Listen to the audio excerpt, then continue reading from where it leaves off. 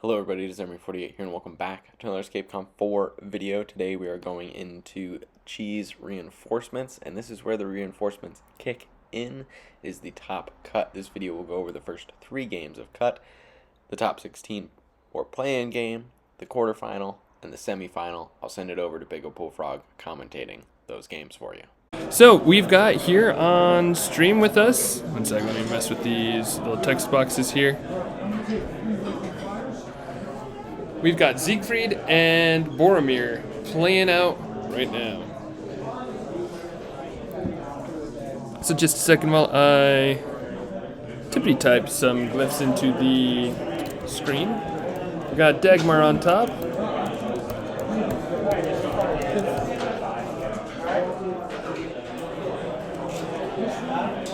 And then we're going to be using, oh shoot, what? It's disengage on the bottom.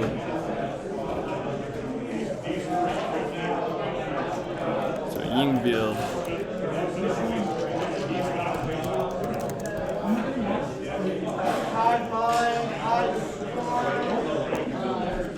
Alright, so 10 people made it into the top cut of this tournament, and 1 will leave. Maybe, probably. Oh. You know, the nice thing about all of these Q9 armies is I don't really have to do much work when it comes to typing in new stuff. Let's see, so Siegfried had this same Q9 army that we watched a little bit earlier, so I've got that all in there, and he added Hydra, or let's see, he's got Marro warriors and Krav is what he added. Okay, interesting. So let me type that in and we'll have that ready to go.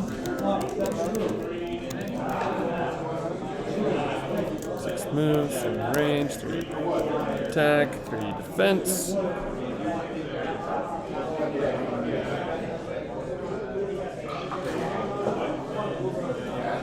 And then on the other side,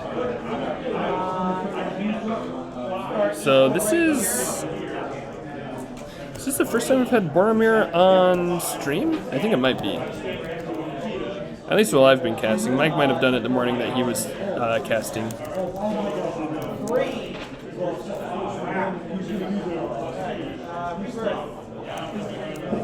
6 move, 1 range, 3 attack, 3 defense.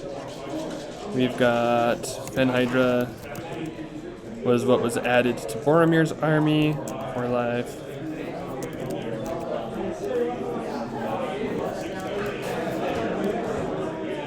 We've got 10th Regiment of Foot,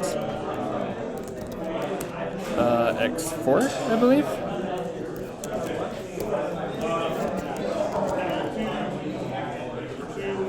We've got Marro warriors. 6 range, 3 attack, 3 defense.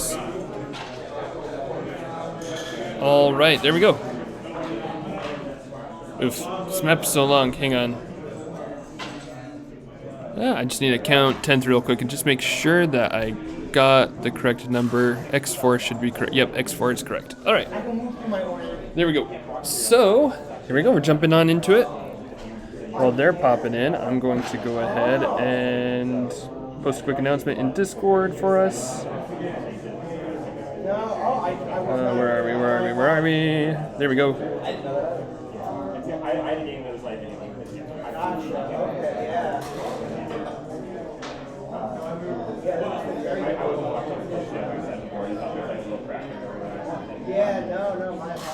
Jeez, top cut stream started. All right, here we go. So 10th into Q9. That's not a match that we've seen so far today, so that's great. I'm excited to, again, I like to see the different matchups and how they work into each other. We all know that, you know, there's the strengths and the weaknesses and how they play out, but it's never a for sure win. There's always going to be things that the player can do, right?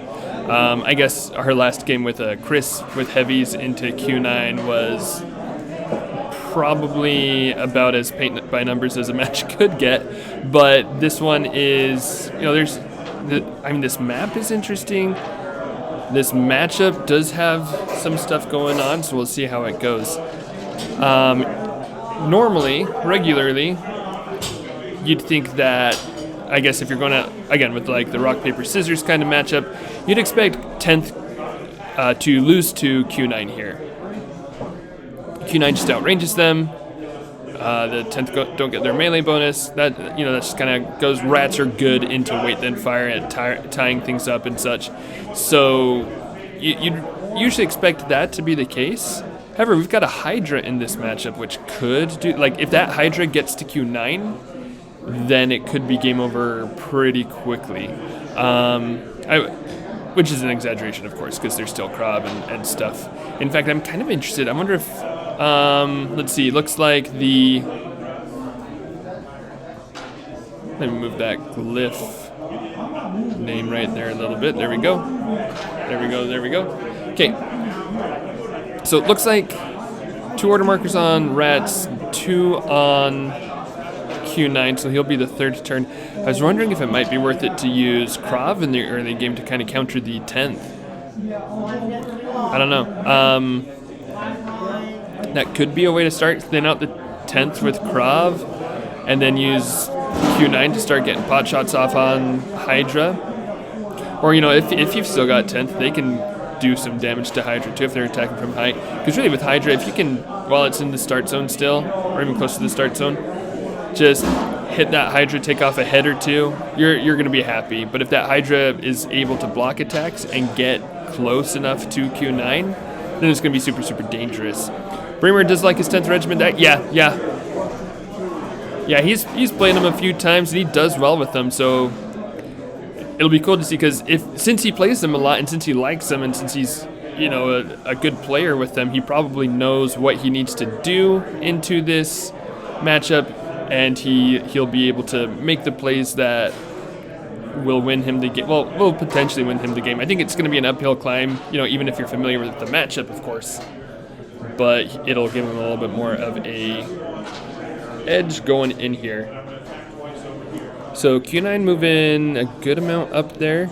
And this is a longer map too, though. So it's not too bad if Q9 kind of sits on the edge of Raelin's aura for now. Alright, let's... Order marker 3 on 10th Regiment here. So we'll see how...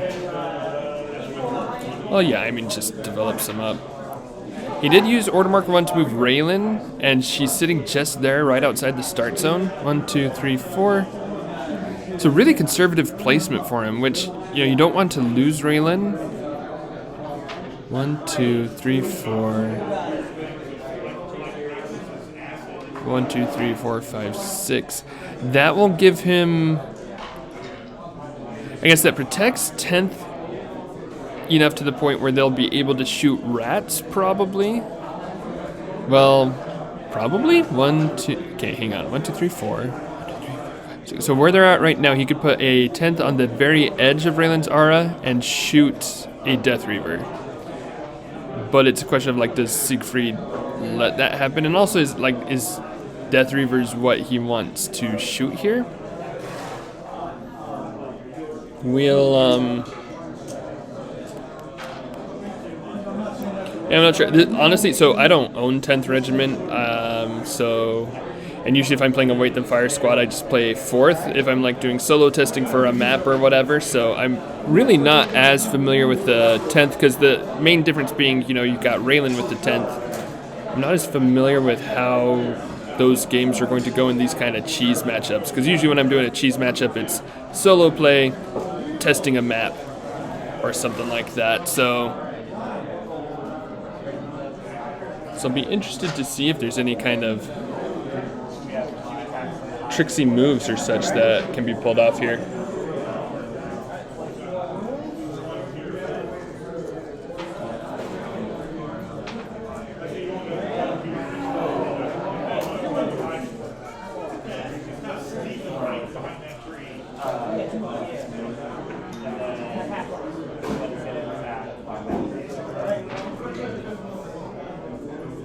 And Boromir throwing the big D20 on the floor. Because why not? Okay, so Q9 winning initiative there.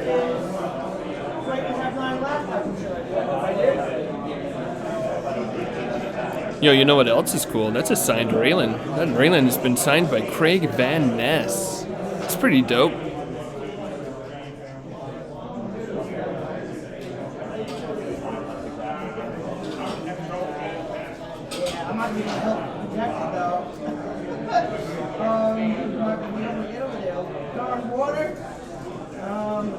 So the thing is, with this, you don't want to get like. I'm just trying to figure out how this game's gonna probably play out. Q9 at max range can outrange the 10th and try to pull them in. You know, make them uncomfortable, give them tough options. But you also don't want to like push too far forward and just like take hits on Q9 at any point. So let's see, moving up. From there, 1, 2, 3, 4, 5, 6, 7, 8. Oh, I'm sorry, Thrasher, I missed that question earlier. Do you know if HeroScape.org is going to update with the new armies since everyone has brought in reinforcements? Yeah, so the full armies are on HeroScape.org. They are a different event, technically. So the full armies are listed in a different event. And then you can see the bracket in the first one. In fact, I'll even hop in real quick and get a link in there. So just 1 second on that. Set up my Twitch app on my phone.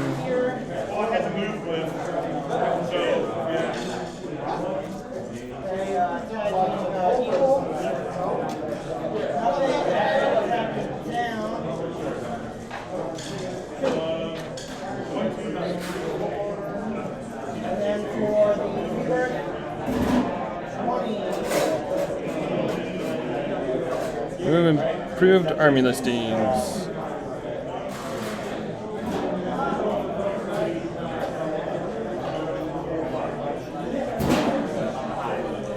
Alright, there you go. There's the new improved army listings. I'll also put in the bracket. Let's get the bracket in there real quick.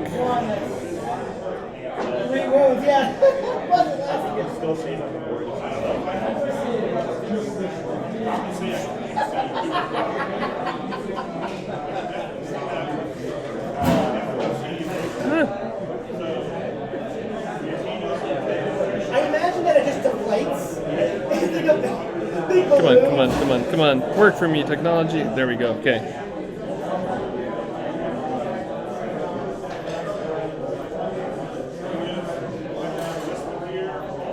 There you go, and there's the bracket. Okay.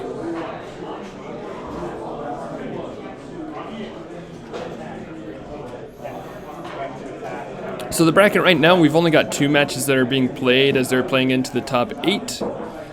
Siegfried and Boromir going on, and then I forget what the other one is because I just put my phone away and I did not check that before I put that away. That one is, let's see, Earthling and Foodseeing. So they're playing in for the top 8, and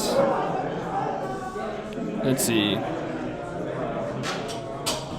So Q9's definitely got order marker 3 on him because he's on lava right now, so he's got to be able to hop off.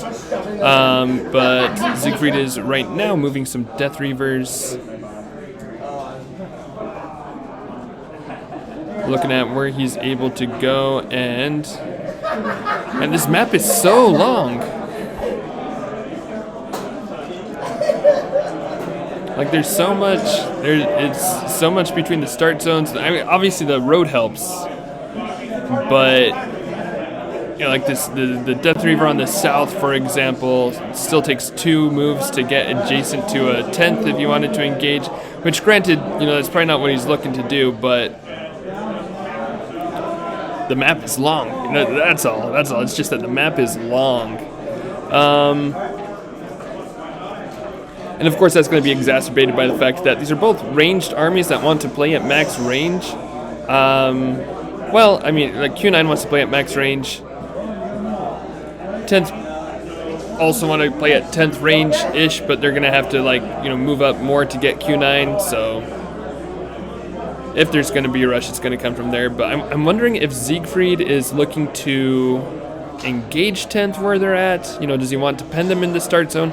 That doesn't feel great because you need to move up Raelin to cover that. Although right now he's got plenty of Death Reavers outside of Raylan's aura. I wonder if actually, hang on. 1, 2, 3, 4, 5, 6. Okay, so I think right now, yeah. So right now those Death Reavers are where they're at, so that they can keep 10th from moving up at any point and taking shots on Raelin. So where they're at, if a 10th moves up, they have to kill those Death Reavers before they'll be able to take shots at Raelin. So they're outside of the aura, but they're making things a bit more difficult for the 10th there, because you don't want that to happen. And so he's got like the one on the road also prevents the Hydra from preventing to Q9. Ooh, also true. Thank you for pointing that out.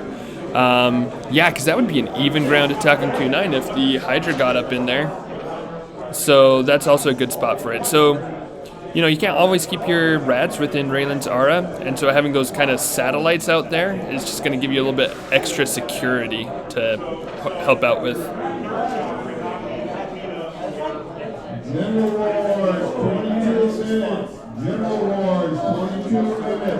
Let's see. So in that case, like, I think that's a great play by Siegfried. You know, you've got your satellites out there.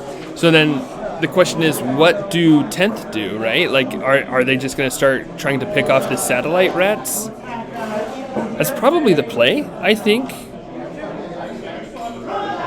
Oh, because if Siegfried's willing to move rats outside of Raylan's aura, you know, shooting them does activate scatter. But if you're getting 3v4s, that's going to, like, I mean, first off, that's going to kill things so much faster than attacking into figures while they're within Raylan's aura. So if you try to advance too much, and if you're getting caught by satellite rats, so you definitely just make those attacks. And I think it just kind of becomes a little bit of a contest to see, okay, can Boromir kill Death Reavers fast enough that he can then push the advantage, or can Q9 kill the 10th before he loses too many Death Reavers? And he does also... Hang on, he moves a rat onto disengage. That is disengage, right? Hang on, I gotta double check this real quick. Because if it is, I think I can tell why he's taking disengage there, but I just want to verify that I didn't put the wrong map on the board now that it's covered. Yeah, it's disengage. Dagmar and Yingvild. So that's disengage. Okay. So Death Reaver on Yingvild, obviously that's not helping Siegfried tons because rats already have disengage. I'm guessing he's doing that to, again, just prevent any sneakiness from happening from Boromir. You know, make sure that the Hydra, for example, can't disengage and get a good attack in, or make sure that 10th can't disengage from rats once they're tied up. So that's the reasoning behind it, and I think a big,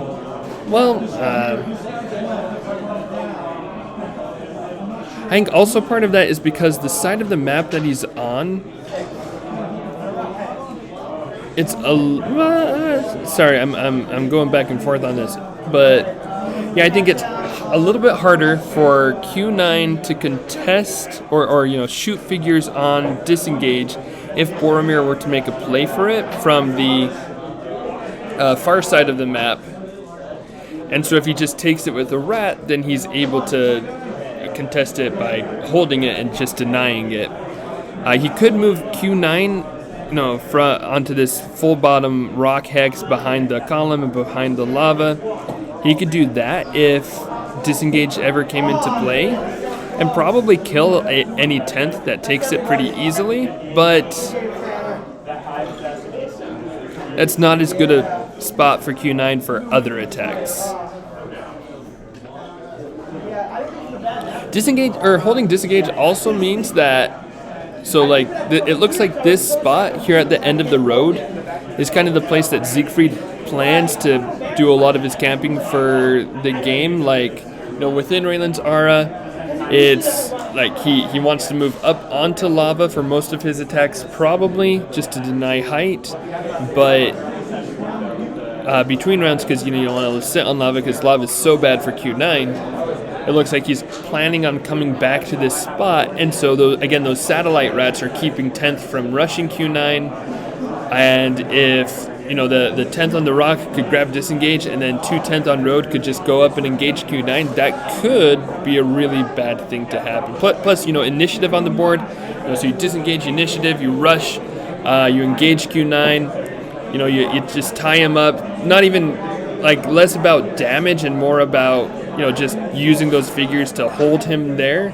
so that then with an initiative switch, you run with Hydra, you get 4 attacks of 4 into Q9, etc. So I think that's kind of why he's going with that play there, which makes sense. Now, that said, I don't know that I love camping Q9 on the road. I feel like, this map is big enough. It seems like he's kind of going central, but I feel like you could just play for either the right or the left side and hang out there. You don't need to try to fight for the whole wide zone of the map. You can just choose a side to work with, and then you don't have to worry about disengage as much because you'll be able to use, I think you could just fully block a little bit better with Death Reavers, or you could have a safer play so that, because part of the need for initiative or disengage is that the road is such a good route to run along and disengage through. So, yeah, that's just kind of my take there. But also, I didn't make top cut in cheese, so, what do I know? All right, let's see.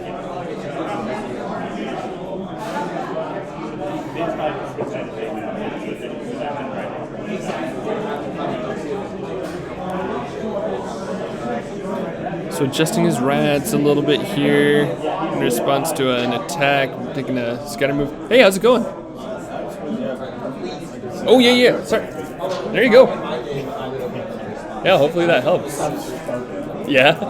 I think it's like the fatigue and talking too much. It's a lot. So hopefully it's like thinking. Yeah, of course. Getting a cough drop for Rye Guy. Because there's a lot of talking, and it's a loud place, and so you gotta talk up a lot of the time, which I'm not doing as much right now. I'm just leaning into this microphone. In fact, since I don't currently have a co-caster, I'm just gonna plug this in and get this little lapel on. Just 1 second. Hopefully, I guess I didn't think about this until I plugged it in, but hopefully plugging that in doesn't do any loud staticky noises or anything like that for you guys, but that should make it so that I don't have to talk as loud or project as much, and that should hopefully pick up my individual voice a little bit better. So yeah, let me know if not. If it's a problem, if it's worse, then I can switch back to the other mic that I was using. But okay, let's see. So we're between rounds. We're looking at order markers. What do we do? So Siegfried definitely wants to, Siegfried doesn't want to push out, right? And he's got the range, so he can make Boromir be the one to advance across the map. So the question then becomes, so how does Boromir advance here? Now he's going to have to move up Raelin at some point. Where's that going to go? You've got a good spot for Raelin on that rock hex. So the forwardmost, leftmost 10th right there. It's got a rock hex right above him. Raelin could sit there. That way if Q9 tries to get off shots, at least he's taking 3v4s. But if that happens, then Q9 is starting to take off shots and get 3v4s. And while I'm a big fan of using Raelin as bait to try to draw attacks or distract attacks, I don't know if making it that easy for your opponent is a great idea.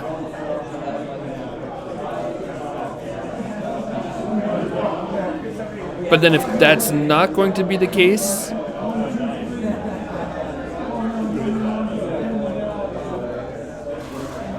It is like, you know, where else do you go? And it looks like there's no order markers on Boromir's Raelin. And also, I am getting ahead of myself there, because those are long-term plans. Right now, really, the plan is to just sit back with 10th and keep shooting Death Reavers. Since they've been moved up, you've got those satellites outside of Raelin's Aura. I do think it's better to take shots at the Death Reavers and continue to get things to work there. However, we've now got Krav coming into play, so this is cool. Yeah. So Siegfried now using the Krav. He's only got 2 order markers there.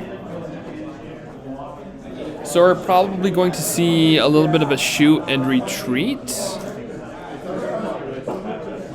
Kind of, sort of. But he's, let's see, 1, 2. Ooh, he is leaving Raelin's Aura, though. Hang on, is that a Dreadgul on the board? Is that a Krav proxy?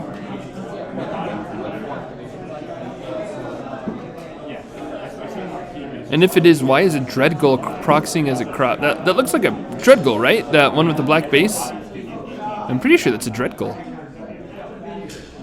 Well, I guess, and that is it's the female Krav turned in her guns, and they recruited from the Dreadguls and saying like, hey, you can throw that club really hard, right? Yeah. Come with us, we'll teach you how to dodge. But I do like the Krav play here. That makes it like the 7 range, and being able to be in multiple places on the board is going to make it way easier to fight into the 10th here and to draw them out of position. Like with Q9, you've got just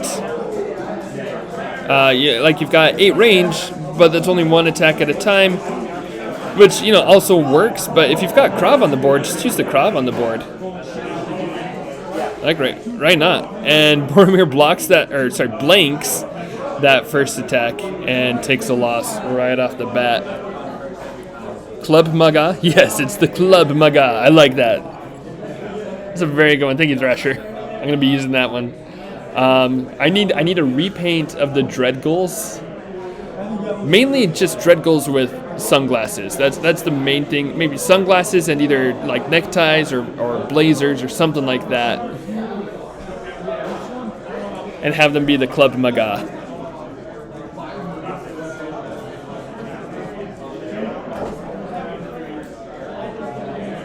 Alright, so we've got, they took out one of the 10th, and I think the Krav are going to be really good here, although I do kind of wish Siegfried would have kept one of them in Raelin's Aura, the one that's not in Raelin's Aura within Raelin's Aura, just because I was just told the % chance to blank to, but it just gets so much better in Raelin's Aura. I think it's worth taking a little bit more slowly, because you're already favored in this matchup. You don't need to make a risk of blanking on 3 dice.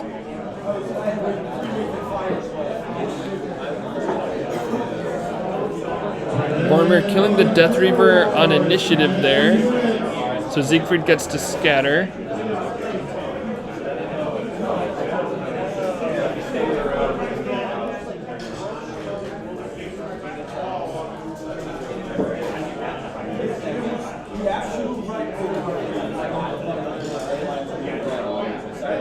And he's just figuring out where he wants to go with that. Okay, taking disengage again. Again, I don't hate that play. It kind of sucks that that's a play that Siegfried. I mean, I don't know that it's always a super urgent play, especially now that Krav are out. Because they're flexible enough. Let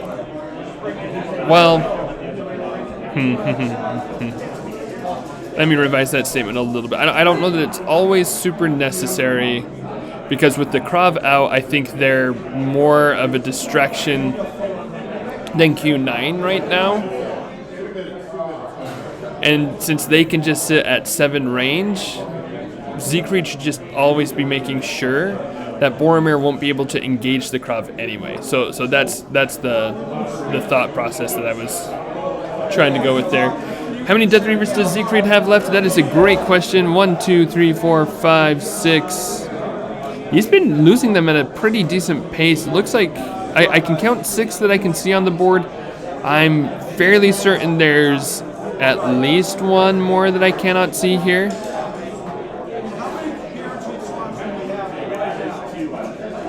But yeah, it looks like 6 Death Reavers remaining on the board, and I just realized I did not, when I typed up these armies, include the Marro Warriors for Siegfried. I'm going to go ahead and do that real quick.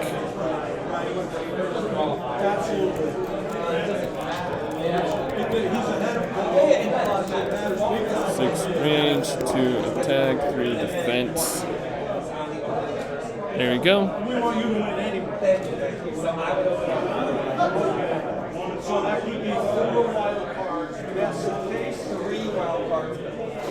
Okay, so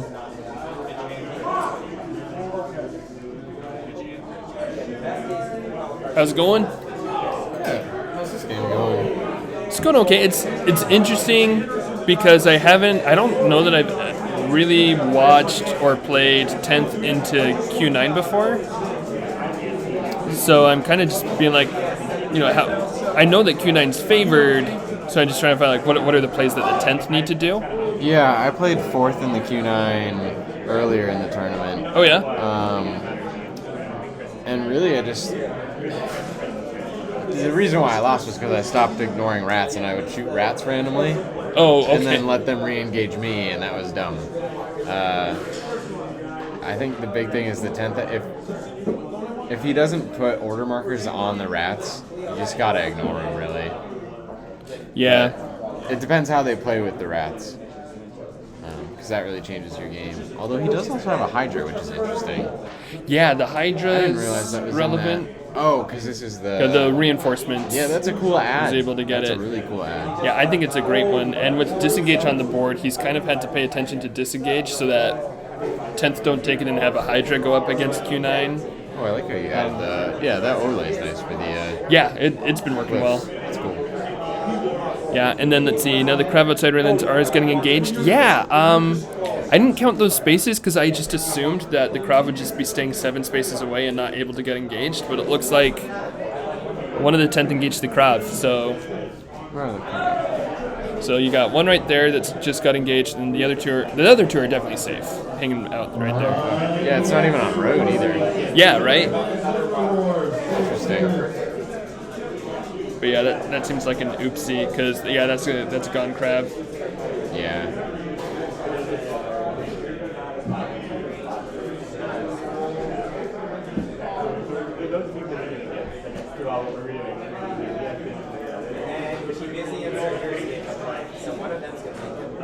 Thing is, I'm pretty sure Boromir moved into position to engage the crab over 2 turns. If crab went order marker 2, I'm pretty sure it would have moved further out of... Oh, okay, yeah. That's a good point.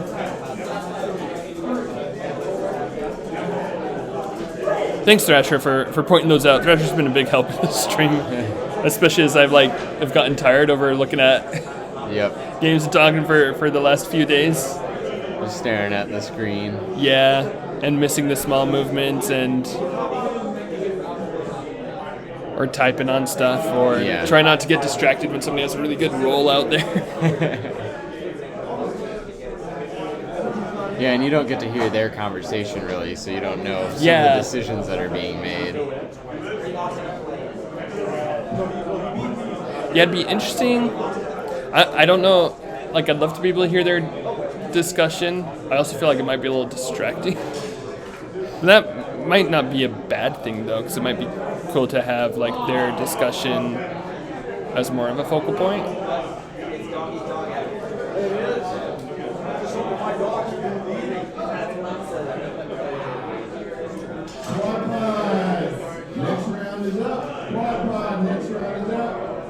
Let's see.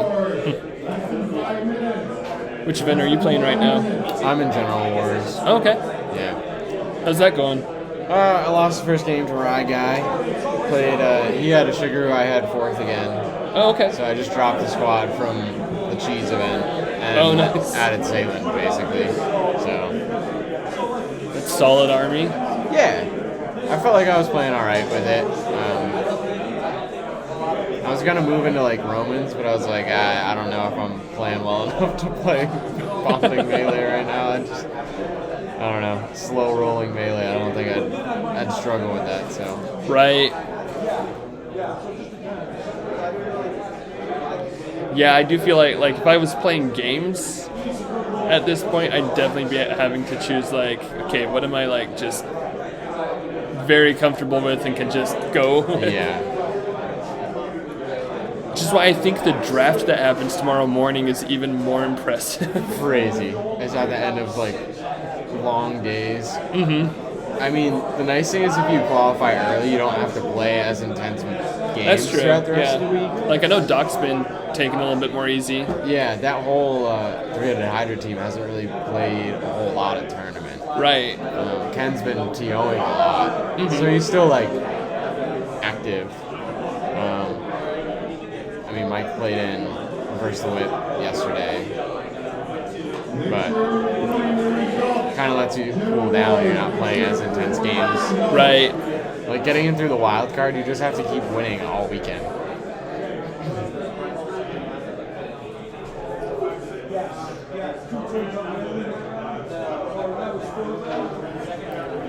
Yeah. Is it just the winner of each championship gets the automatic seed? It's top 4 of each championship. Okay. The three-headed Hydra winning team, and then if there's any, I believe that comes out to 15 people. So there's And then just a guaranteed wild cards to one get wild into- card, and then if there's any repeats in that, You get because more only wild top cards. 4 is 2 events, then you get another wild card. Okay. Yeah. And the wild card should come down to this event. Oh really? Yeah, because there's a good amount of people on double-digit wins, I think. Oh So okay. it will kind of break down, and it depends on if certain people get into top 4 or not. Right. Because that might open up an extra spot.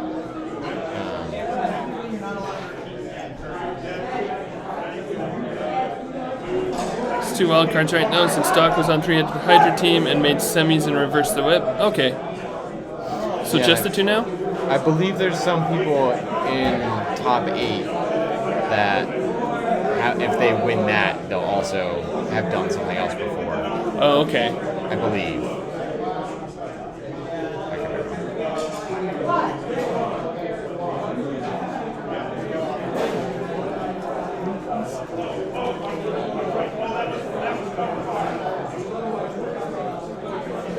Let's see, so are we seeing attacks into rats here, I think?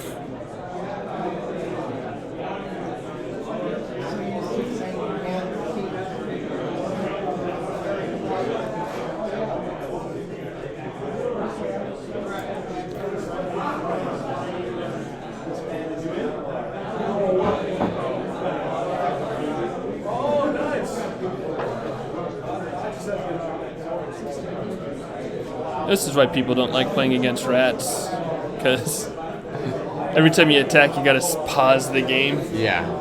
and count out spaces. It just takes so long.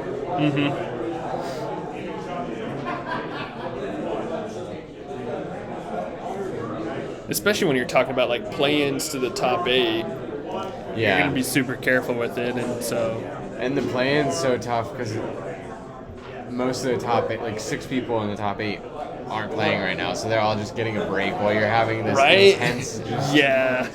grind. I mean, the other play-in game's a mirror match. Oh, is it? Q9 rats, and it's like, that's Dang. just not. That's not what you want to do before you like in order to get into the top 8. Yeah. While 6 other people are just sitting and watching.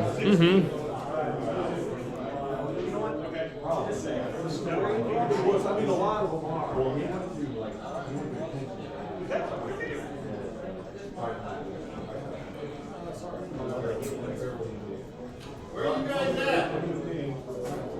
What order marker are we on?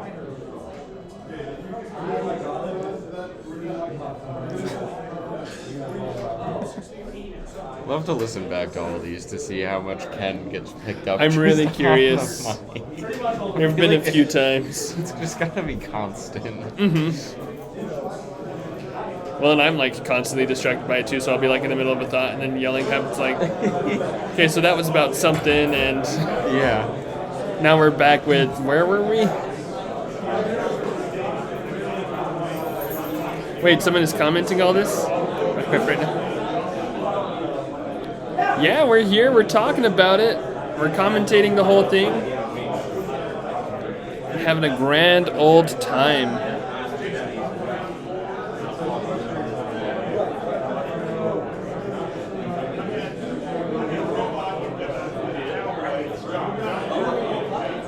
So let's see, win for the 10th.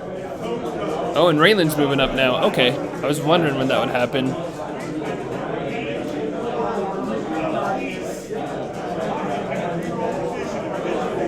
So Raelin moving up onto lava there.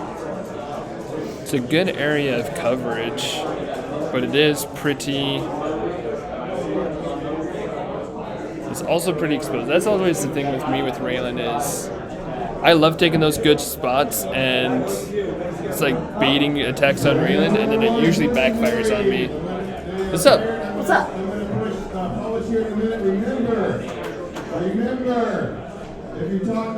Are there only 5 rats on the board right now? 1, 2, 3, 4, 5. Yeah, seems like it. Again, unless there's like one hiding behind a pillar, which is fairly likely. All right, I'm going to publish. Here we go. All right, good luck. Thanks, Skywell. Appreciate it. I hope I'm doing a pretty good job right now, although I'm tired enough I can't tell how good of a job I'm doing right now. But that's all good.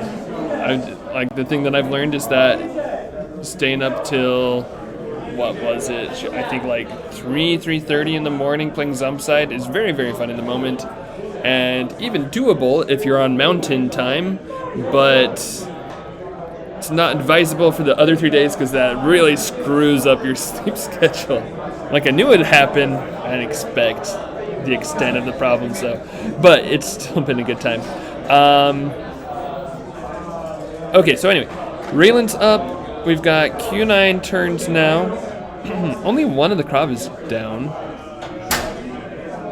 And then you've got one by where Q9 is currently. The other one had retreated into the start zone.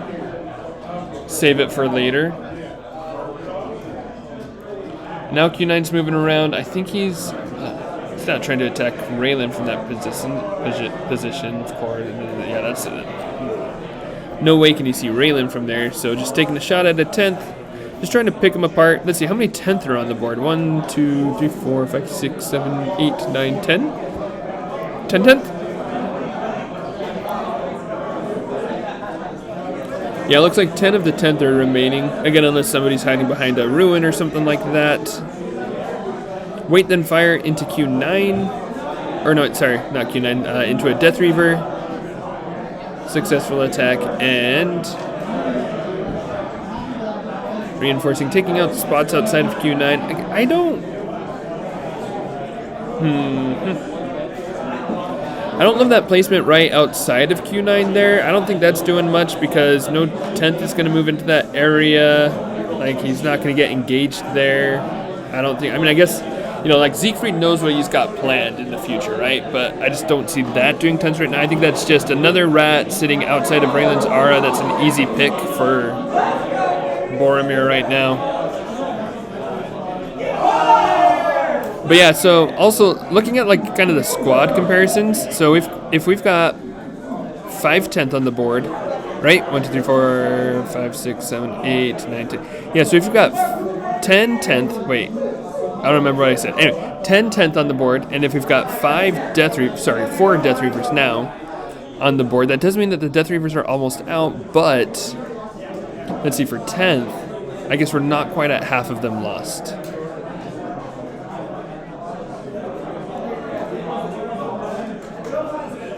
So if the 10th can pick off the rats just a little bit faster. Wait, 1, 2, 3, 4, 5. Okay, there was a Death Reaver hiding behind a column that I missed. So there are now currently 5 rats on the board.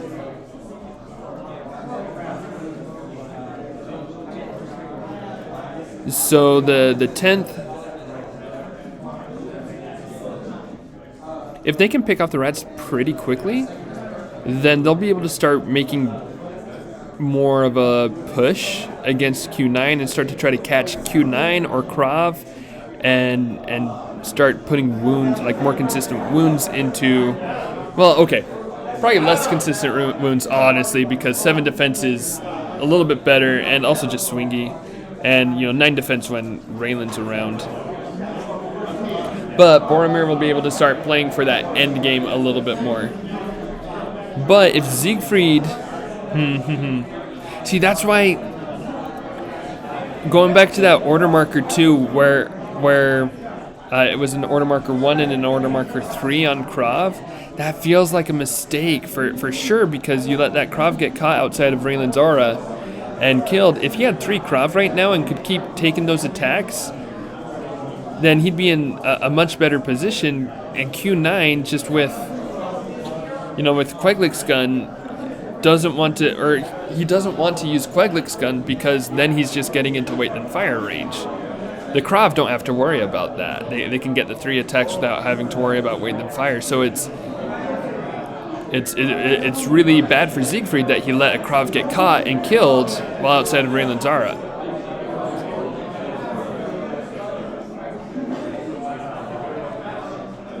So right now, like, Siegfried needs to find a way to speed up the way that he's killing 10th. Because if they only lose, well, let's see. So we're at 2.5 squads right now. Say they lose 2 more by the time that they kill. If he kills 3 more Death Reavers, he can just ignore Death Reavers at that point, probably, unless Siegfried really gets in some good scatters to tie up 10th. He'll be able to just ignore them and start focusing on the more important Q9 and Krav and stuff. At that point, he also is able to bring in Hydra to make plays. So I think Boromir's kind of got Siegfried on a timer right now.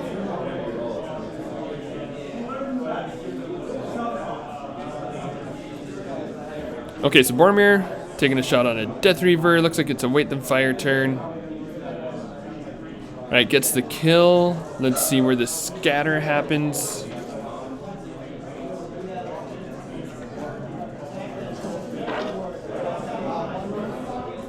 Where you gonna scatter, Siegfried?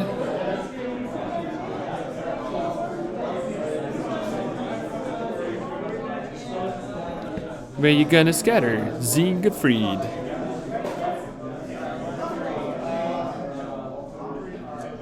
Wish that background music that I can sing along to. That'd be dope. Actually, it'd probably be terrible, but be terrible for those who have to listen to this. I don't have to listen to this. Should be dope for me. Anyway, karaoke at ScapeCon. Yeah.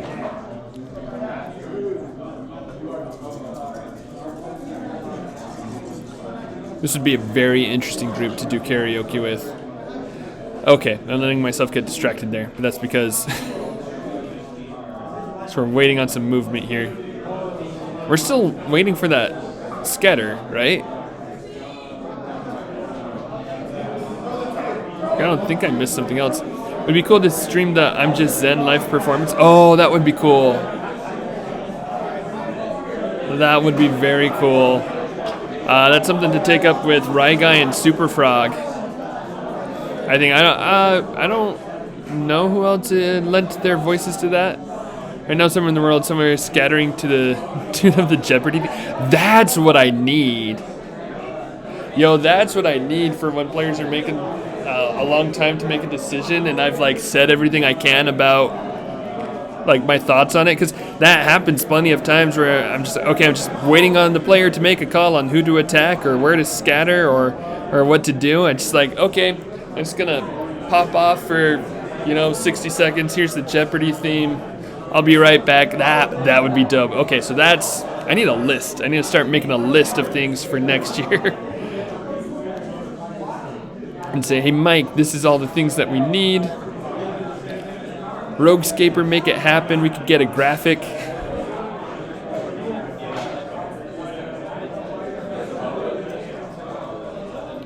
That would be beautiful.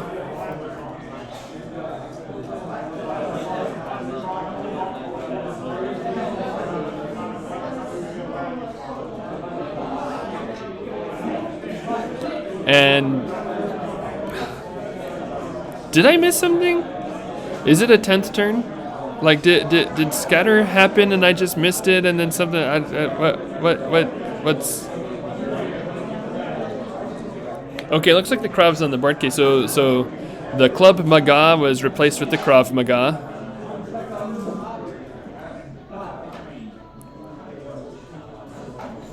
Are we? This has been long enough that I haven't seen rats being touched. I feel like I missed something.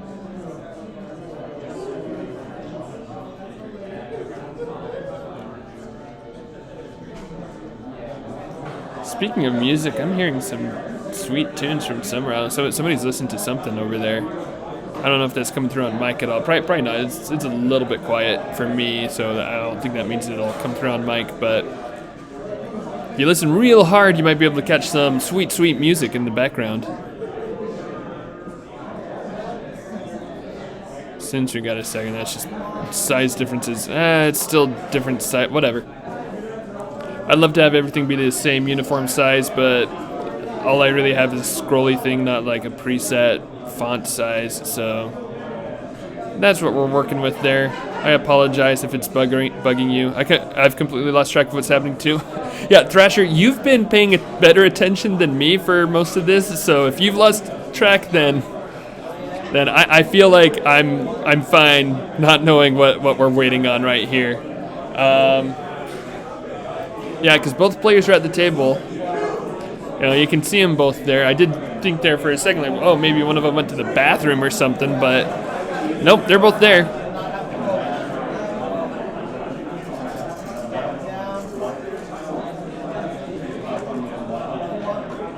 And they're talking about something, right? You can see the conversation going on.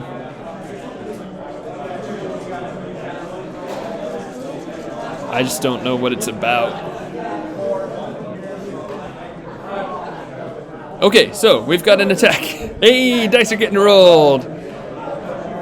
So after that, brief interlude brought to you by Jeopardy, and I'm just Zen. We now have some dice rolled, and we now have a scatter happening.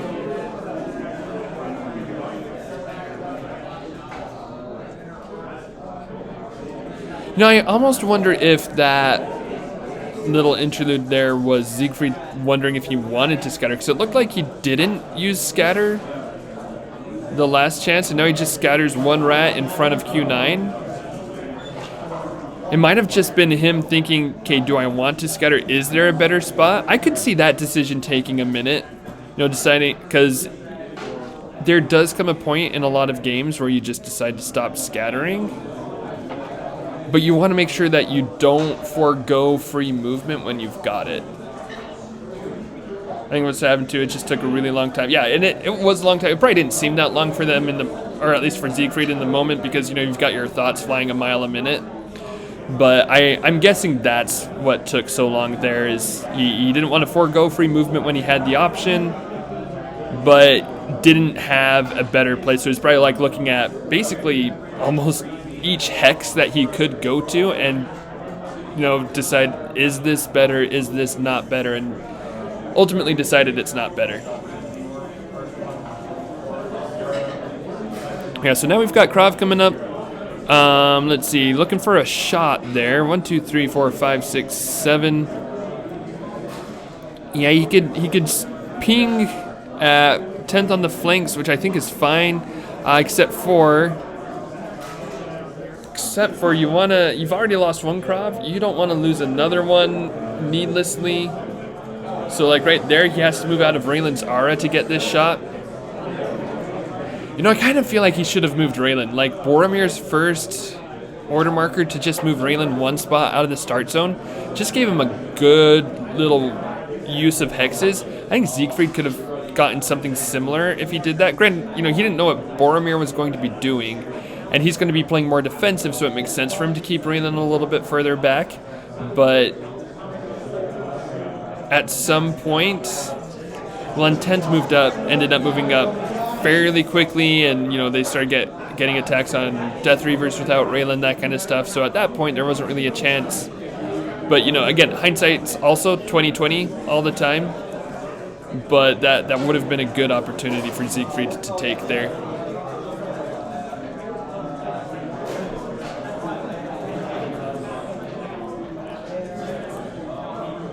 But the 10th did get shot out by the Krav. That shot was super lucky. If he failed, Boromir would have won initiative, move adjacent to the Krav, and hit next round. Oh, was he within 5 space? Again, I'm just thinking, like, he did have to move there, though, to get the shot, right? Yeah, he wouldn't have been able to see from a hex farther back. Yeah, he's really taking risks with those Krav.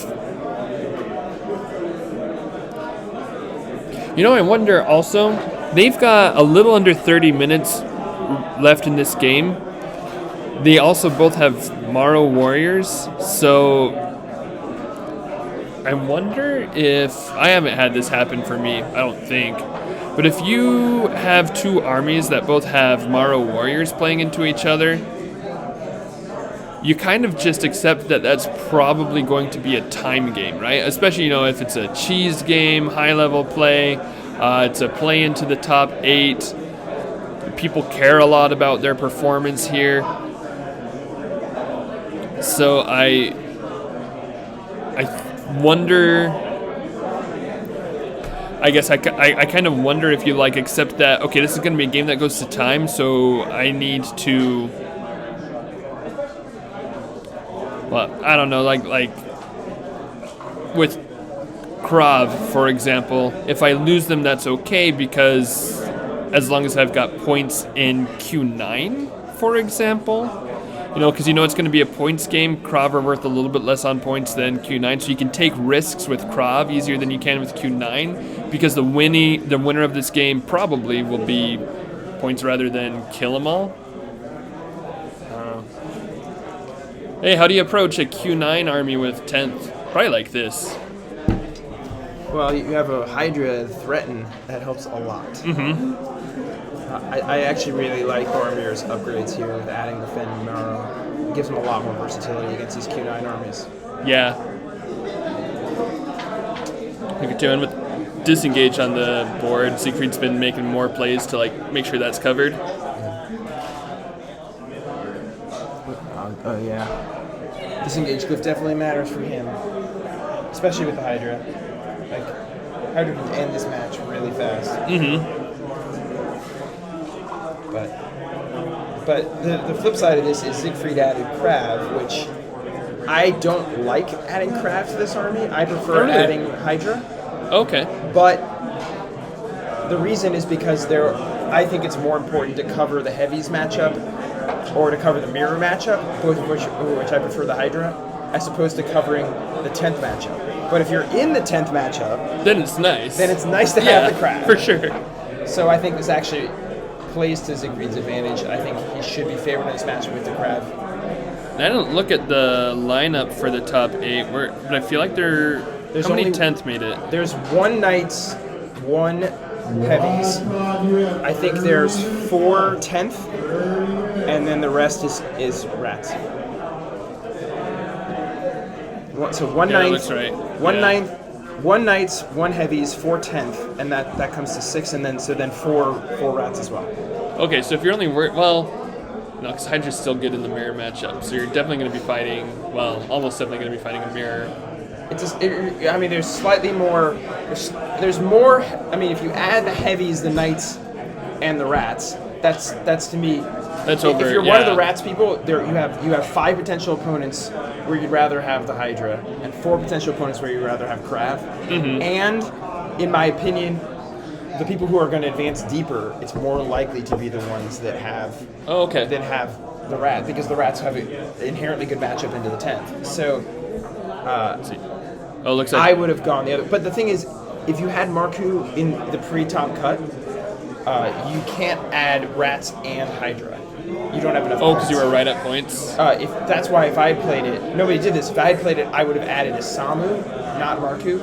I'd rather have Marku for the wound soak, but I would have added a Samu so that I would have room for Rats Hydra in the top up. Okay. And some people did add. That makes sense. Like some people added like Some people knew they wanted to add crabs, so they were fine. Other people didn't add either, and I think Johnny actually did not have either, but then he added Isamu, Hydra, rats. Oh, okay. He could have added. So he like left it open either way. Yeah, he could have added Hydra Marrows if he'd wanted to, but I think he decided he'd rather have the extra rats. So that he gave himself that one last piece of flexibility by not having Isamu, where instead of adding a 4 squad of rats, he could add Marro Warriors Hydra if he wanted to. Oh, okay. But he chose not to. But I like that. I like needing your flexibility. Yeah, and it's only 20 points. I mean, granted, Marku can make the difference. We saw matchups where Marku was eating a lot of wounds. Right. It can happen. Anyway. Just a quick. I want to go back to the other game. It's crazy. The one that's not on screen. Really? It's the rat. It's a matchup, right? It's a rat mirror. Yeah, it's a rat mirror, but Earthlings Q9 died first, and then Marku basically one-shotted the other Q9. Really? Now it's like rats against Marro Warriors. Oh man, that sounds awesome. It's wild.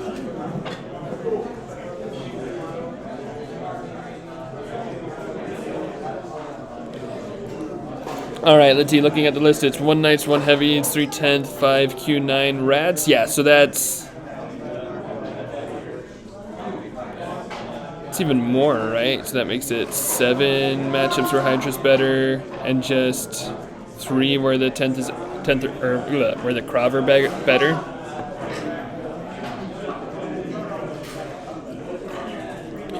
So I think that just leans even more into what Doc was saying there.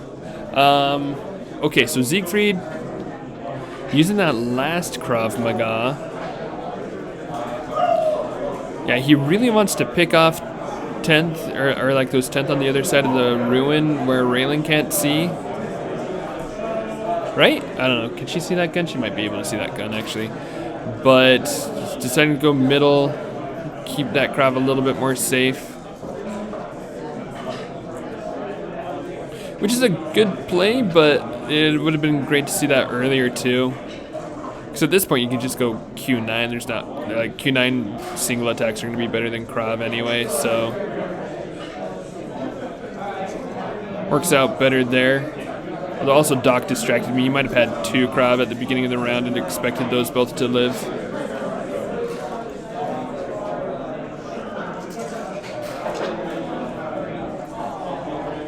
Let's see, so Boromir's, this is his number 2 on 10th. 1, 2, 3, 4. He blinked on the Krav defense roll while you were okay, missed a blink on the defense roll. Sounds about right for Doc to come over and distract me from important rolls. That seems correct. But yeah, thanks for catching that, Thrasher. And it looks like... Oh, is order marker 3 on Hydra? Because if he's going for Dagmar now, order marker 3 had better be on Hydra, because that 10th's doing nothing down there otherwise. But if he's going for an initiative switch with 2 turns on Hydra in a row, that could be great, because he just grabbed disengage, he grabbed Dagmar, going for the initiative switch. In that case, because Siegfried's number 3, almost definitely on Q9, right? Like, no reason to use Marro Warriors right now. Which one do you shoot? Who do you shoot? Do you shoot initiative and try to... it'll really depend on if the order marker 3 is on Hydra. So I won't go too far down that hypothetical road, but I think that could be a really good play if you've got Hydra coming out here in a second. Because these 10th, he's going to have 2 shots into Death Reavers, right? At least 1, 2, 3, 4, 5. Okay, the South Glyph can get a Death Reaver as well. 1, 2, 3, 4, 5. I don't think the North 10th can get a Death Reaver.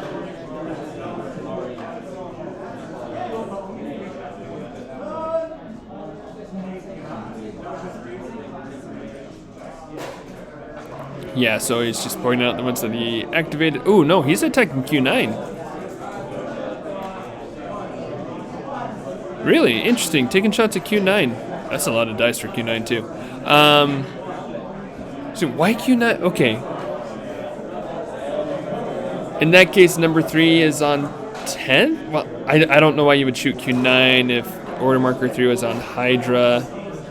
So we might not be seeing that initiative switch play. I was kind of excited for that too, but that's okay. Maybe to avoid scatter? Yeah, but where would scatter go? Is my because if he's trying to clear the way for Hydra anyway, like right now those rats are body blocking Q9. So I guess like order marker 3 is on Hydra.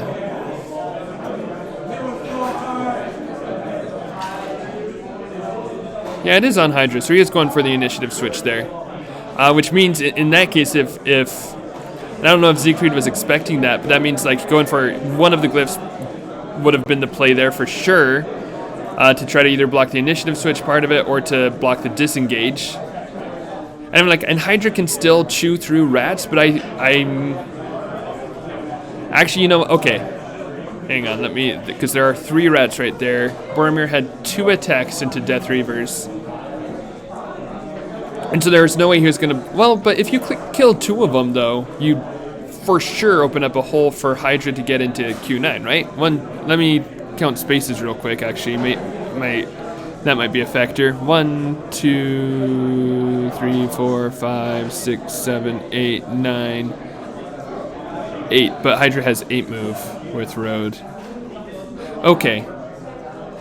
Because Moon is scheduled to body block the Hydra at a point where they might not be able to get to Q9 is my guess.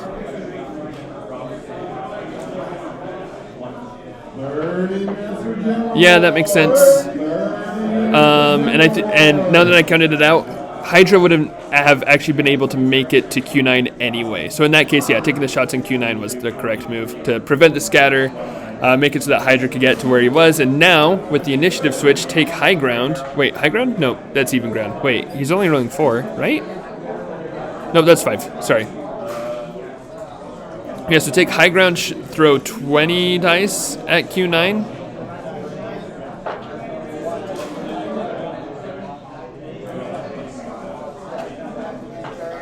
We've got 2 moons on Q9.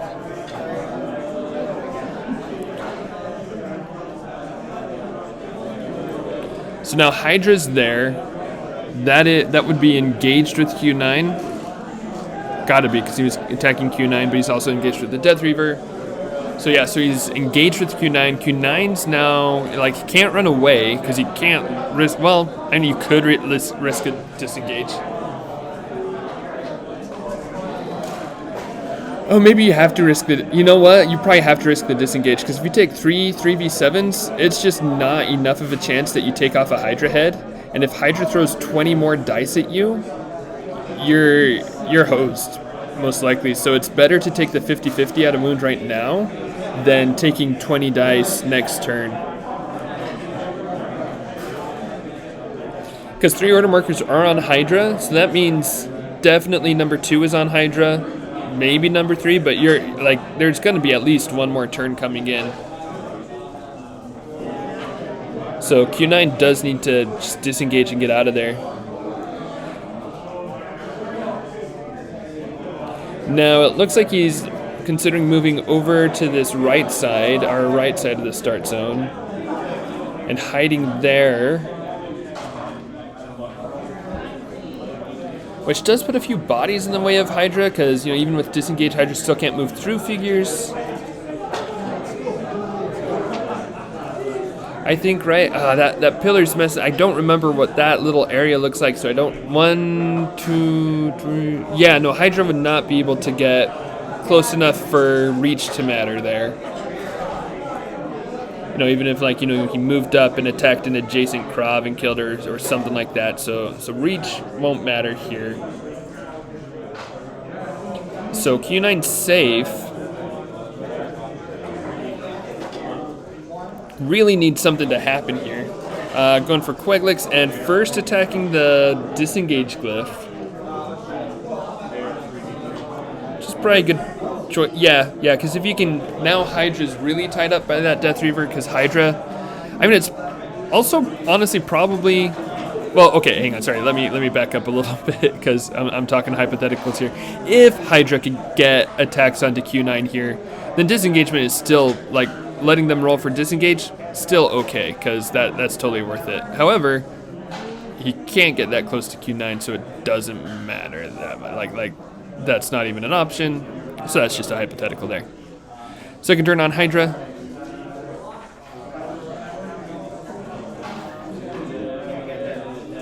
Let's see, where's Hydra going at right now? Like, where's Q9 going to go, I guess is the question. Is Q9 just going to pull back more? Oh, Hydra's going in for Raelin. Oh, interesting. Interesting. 2, 3, 4.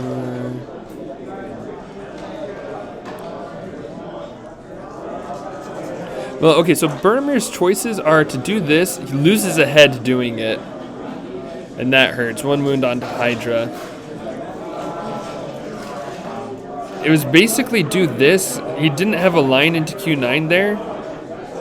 Oh, 4 skulls. And Raelin just took 2, right? Oh no, she only took 1 from that first attack. So it takes 3 more. And we got at least 2 skulls there. That's a dead Raelin. Okay, so Raylan's dead there.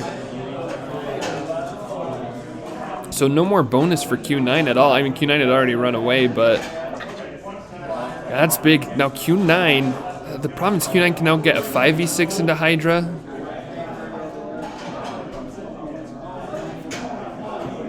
And we'll still have height if Hydra makes attacks. But I do think, like, so I didn't have enough time to really think about if it was better for Hydra to go Raelin or to go Death Reavers there. Raylan's probably definitely the play though, right? Yeah, because if you're attacking Death Reavers, if you don't kill them, that really sucks. And you just risk a disengagement attack, and you're so much more likely to kill Raelin of 3 attacks of 4. It's not a guarantee at all, but it's likely enough that it's really good for you. And if it works like it did, then it's totally worth the disengagement hit. Like, it's worth taking the wound on Hydra to kill Raelin. And then also be free, because now Hydra's not engaged. So it's now also free to chase down Hydra and get some hits there.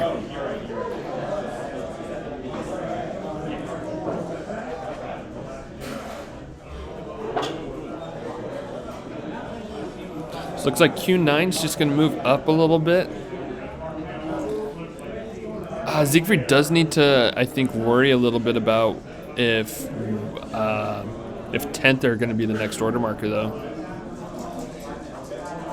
This is his order marker 2. Oh, but he definitely does not have 3 on Q9. Yeah, he was too afraid of Q9 dying to Hydra there. So, I think... Yeah, stay there, make an attack. Takes another head off of Hydra there. Turn 3 is on Hydra, who has an easy landing spot to attack you. Yeah, I think if Q9 had moved up a bit, basically taken the spots where Hydra is now, that would have been a lot safer, because Hydra would be attacking up if the order marker's on Hydra, and if the order marker's on 10th, like where he is at right now, the 10th can get 2 easy shots into him if they want to wait then fire, or they can even more likely just move up and get 4 figures height down onto Q9 and set up a wait then fire next time. See, I think not moving Q9 there was a mistake. But Hydra came up, made the 2 attacks, no wounds into... Or sorry, Hydra moved up, made 2 attacks. No attacks, or no... oh my goodness, my words. Can you guys tell that I'm not doing the best on sleep right now? It's good, like, I promise, I've got decent thoughts and just trying to put them together. So, the Hydra attacks into Q9 did not do any wounds. But now we've got Marro coming out. Thing is, at this point, they are getting to the point where time is going to start becoming a factor. Boromir still has Marro Warriors. He's got a very solid lead right now. I don't know that the Marro Warriors will be able to clean things up well enough. Q9 could, maybe go on a tear, but the Q9 is so much better with defense, right? Like the thing about him is he just never dies. Ish. We've seen him die a few times today, but that's the bigger issue as opposed to him dealing a ton of damage, because 3 attacks 3 into Hydra right now, like that's pretty decent. But it's not going to kill things fast enough. You have to be worried about points at this point as well. I think we are. I'm not sure exactly the time that they're stopping, but it's 10 minutes at most left in this game at this point. And so Siegfried needs to be figuring out how he's going to get points, because I'm pretty sure they both have Marro Warriors, so even. There are 1, 2, 3, 4, that's 4 and 4, so 2 squads of 10th, that's 150. We've got a Raelin, and we've got a Half-Life Hydra. Oh, they're shaking hands, are they calling it there? So, congratulations to Boromir for winning that game.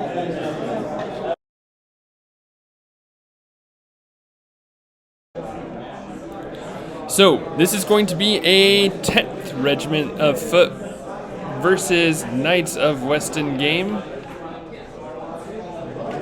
Again, if we're looking at those rock, paper, scissors, edge 10th, right? Like, that's what you usually expect there. However, I think on this map, Sir HeroScape has some plays that he can make. And I will talk about why here in a second after I type up these armies real quick. So we've got Raelin in that army, so I can keep that up there. G-Busy also made an interesting tech choice for his reinforcements. And I asked him why while I was out there. So he's got 10th Reg. X5, right? Yeah, he's got 5 squads of 10th. 2 defense, and he also chose Heirloom as his other piece to use as reinforcements. So he started off with Raelin and 4 squads of 10th, and then for reinforcements he chose Heirloom, which I love Heirloom as a figure, but I was surprised to see him in a cheese context.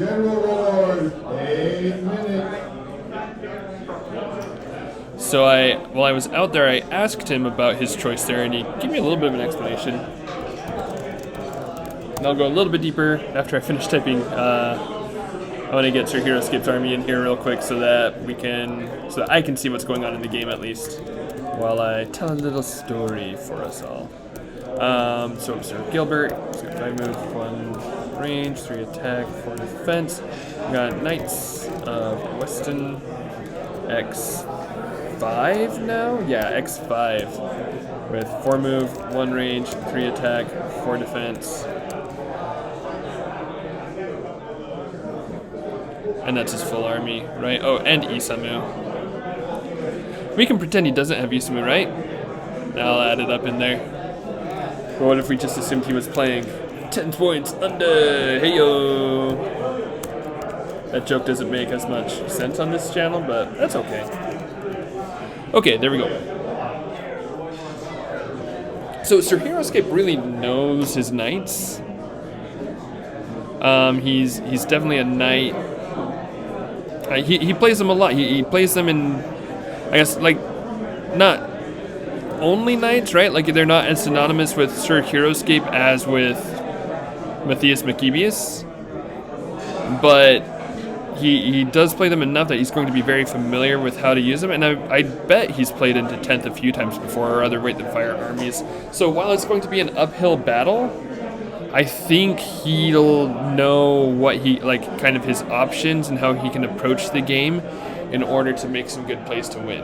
Now, real quick on G-Busy's notes with Heirloom, so while I was out there, actually, I saw him setting up some figures, and I saw an Heirloom card, and I'm like, okay, that's not a cheese army. And then he came over to the stream, like, oh, okay, this is a cheese army, I suppose.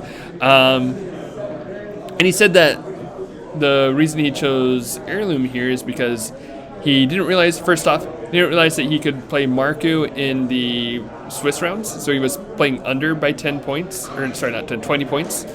And then in the, let's see, in this top cut, when he was bringing in points, he's like, well, okay, I could just do a kind of like 150 points, but really he had 170 points, which means that he's got, or I think 170, wait, what is it? Anyway, yeah, 170, and Heirloom plus one more squad of 10th fit that point total pretty well, and he thought that Heirloom with all the orcs around, the explosion attack's pretty good. I also feel like Heirloom's got a lot of good endgame potential, because if you can kill like any attack boosts going on, Heirloom can just like if you get them down to low number attacks, or like a low number of attacks, or attacks that have a low number, either way, Heirloom can just tank so much, so he could be a really, really good cleanup figure. Now I think I do probably, like, just on a general level, prefer the Hydra that Boromir was running. But you're also looking at G Busy has a whole extra squad of 10th, and numbers matter a lot too. Having 20 10th will also, on its own, win a good amount. Like, you know, with Knights, having 20 Knights wins games. For 10th, I would imagine that a lot of the time having 20 10th will also just win some games. So, we'll see how this goes in here. Now, looking at Sir HeroScape's chances going into this match, again, like, I'm sure he's not thrilled to see 10th across the board. I think, let's see. I believe, if I'm remembering correctly, I think he played against 10th in the first rounds, in the Swiss rounds, in the morning, and I think that was his one loss, if I remember correctly. But I think this map gives him a decent chance, partially because it's like a race to the top. If he can, and he's also got Raelin in his army, so if he can get Raelin up, cover the top ground, and it's going to take I guess, to get the kind of the strong advantage that I'm imagining, it's going to take some pretty lucky dispatch rolls, but if he gets a couple above average dispatch rolls, he can shoot some knights up there and keep G Busy from contesting the high ground. And if he does that, he can get a really strong hold on this game just by holding those levels up there. And then if he's got, you know, so Raelin backed knights on top, he can then take some time to reinforce, bring up some more knights to just cover that top area, build up some mass, and then snowball down. Now again, like, you know, to get that kind of dream scenario, that's going to take some luck with dispatches. He could still, you know, make those similar pushes. Let's see, knights with average dispatch rolls, would they be able to get up there quickly enough? And I think you've still got a pretty decent chance of doing that if you're moving up with average dispatch rolls, especially because, like, if 10th are moving up, it looks like G Busy's got the intent to do a good amount of pushing with his 10th, which, you know, makes sense. He's not just going to sit in his start zone because this is such a snowbally map with all the snow on it. But so he is planning to contest the top. I think if G Busy's moving a lot, though, if he's not getting those wait then fires, that could be tough with him. You know, there is bayonet, but unless he's got a mass build, he's not going to be bayoneting reliably. And then it's just attack of 2s into a defense of 6 or 7 if Sir HeroScape has height. So I think this gives Sir HeroScape a chance. I think that's going to give them a chance. Thanks for the thumbs up there. I'm guessing the thumbs up and the balloons are like follows and subscribes or whatever. I wish that would, you know, you would think that would show up in chat, right? Hang on. If I swap over here real quick, and can I take a look at, I don't really want to dig through Emery's Twitch right now. I don't want to go through a channel that's not mine and dig into stuff, but anyway, that's kind of my guess. But it's good to see people showing up here. Also intend to show up in chat, I don't think. Maybe not. Oh, actually, no, you're right. You're right. Yeah, totally right. Follows wouldn't show up in chat. Yeah, you're totally correct there. Yeah, just subscriptions, I think, and maybe even just subscriptions if those are like marked to show up or something.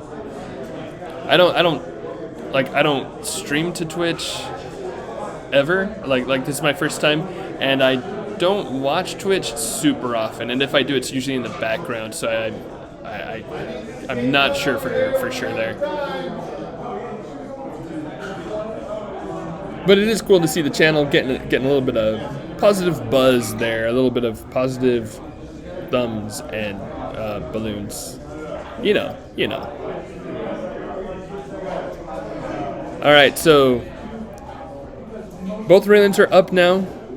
Sir HeroScape's Raelin's placed a little bit further forward than G Busy's, and now they're just building up momentum. I am really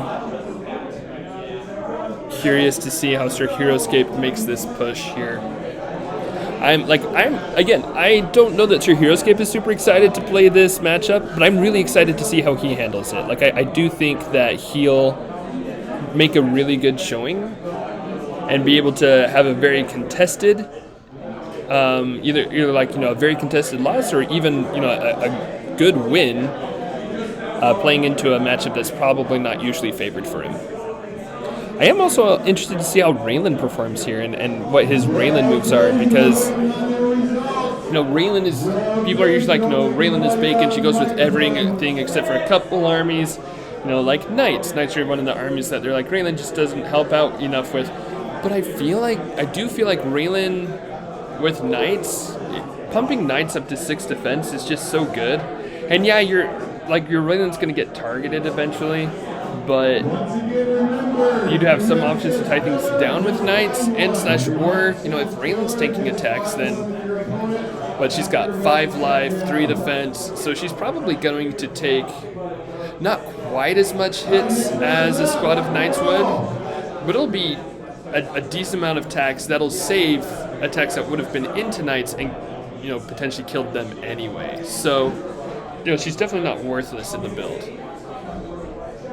I guess you do have other arguments could be for that 80 points, because the other thing is Sir HeroScape, for his reinforcements, he had, you automatically do a squad of Knights, and then you've got 80 points, 1 figure remaining, which obviously is Raelin.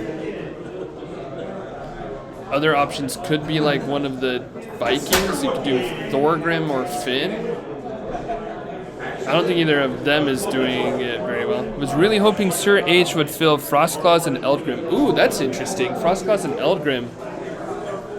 That's interesting. I don't think it's good enough for Cheese, but that is an interesting option. I think that's... I do think that messes up your order markers too much. But that would be a fun one, and it would be fun. I don't think any AOA units have been used in this Cheese tournament. I'll have to double check later.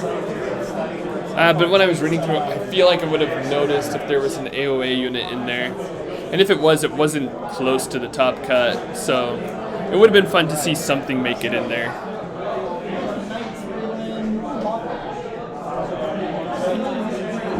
But yeah, if we were, next year, this could have been, well, no, because it was only 80 points that Sir HeroScape had. But if it was next year and he had 90 points, he would have been able to get, what's her name, Glenerva, the new Kyrie who's coming out, Aquila's Kyrie. He'll be able to just turn off range for a turn, and then Sir HeroScape's really okay into this matchup, I'm sure. He'll be super happy playing into this, because he'll just be able to, be like, okay, and then I turn off the lights, and you cannot see my guys, and we're just going to advance. Basically cheating the figure limit with 2 life Knights. Yeah, kind of, right? That is the cool thing about it, is you do have 2 life Knights that you can use, and they still bond with Eldgrim, with Gilbert, also Eldgrim technically. Or no, because Eldgrim would also be in there, so they can bond with Eldgrim and Gilbert. You could then make more flexible plays for glyphs, so that's true, right? Like Sir HeroScape right now, and the problem is, both of these glyphs are so good for melee, but he just can't rush out to them. He's going to have to build up into the top and then think about going for glyphs. Because if he goes for them early at all, he just gets shot right off. But yeah, no, I do think that is fun. Because it does feel like cheating the figure limit when you've got those frost claws in there at full figures.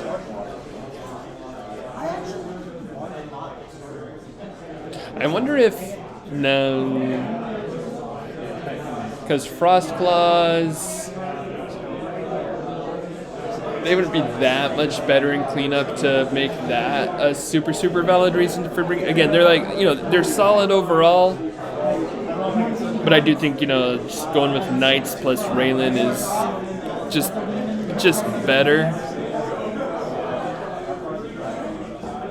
Oh, he is going for Valda. Actually, hang on. Does G Busy have any figures within range of Valda? Doesn't look like it. Okay, so this is an okay time to grab Valda, and 6 move Knights is good. And when he crashes in, he just grabs Sola Astrid and then starts getting extra attack dice in there as well. So yeah, I think the map, if he goes fast enough, and the glyphs for sure is in Sir HeroScape's favor. So there was a chance for him to beat 10th. It's here and now because the matchup happened. And if it didn't happen here and now, the chance wouldn't have come, because if the chance doesn't come, then you don't have a chance. Anyway, but I do think he's got a decent shot there, and 6 move Knights. He's just moving this wall of steel up the mountain there. He's doing really good with his dispatches, keeping everything together. Not pushing out as much as I thought he might, but also G Busy hasn't really made a push for the top 2, so he's got time. He doesn't need to worry about it yet. He can wait until there's 10th Reg up there to attack before he makes that full push for the top there. Yo, what's up? Yeah, just making sure, kind of sharing what everyone's going on. Oh my God. I can't speak for it. Dude, I have lost my vocabulary abilities. I'm like talking into stream, and I'm Dude, like, so out of it. Oh man, I just want to get footage of everything, so when I can talk about it later. Yeah, that's awesome. Joe Crazy coming over. Yeah, follow the wires, follow the trail. Joe Crazy coming around with the camera, getting some footage for his channel. Check him out later. He'll have a lot of fun stuff. He's been recording all weekend. He'll have a lot of good stuff going on. Let's see. So, okay, 10th moving to the top now. And just one, looks like. Another one's moving to take a shot on Valda. Another one's replacing the one that's moving to the top. If he only moves one to the top, Sir HeroScape, I think, still delays for another turn before he really goes to contest it. He also just doesn't have, unless he gets a strong dispatch, he just doesn't have Knights that can... He can engage, but he wants to engage on the level 4 or 5, not on the level... Or sorry, level... Wait, 1, 2, 3... Okay, on level 3 or 4, not on the level 2.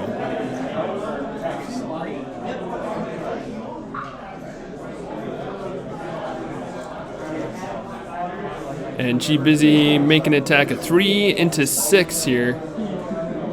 So, and plus 2 defense is just always good, right? Knights with 6 defense, they're gonna live through a lot.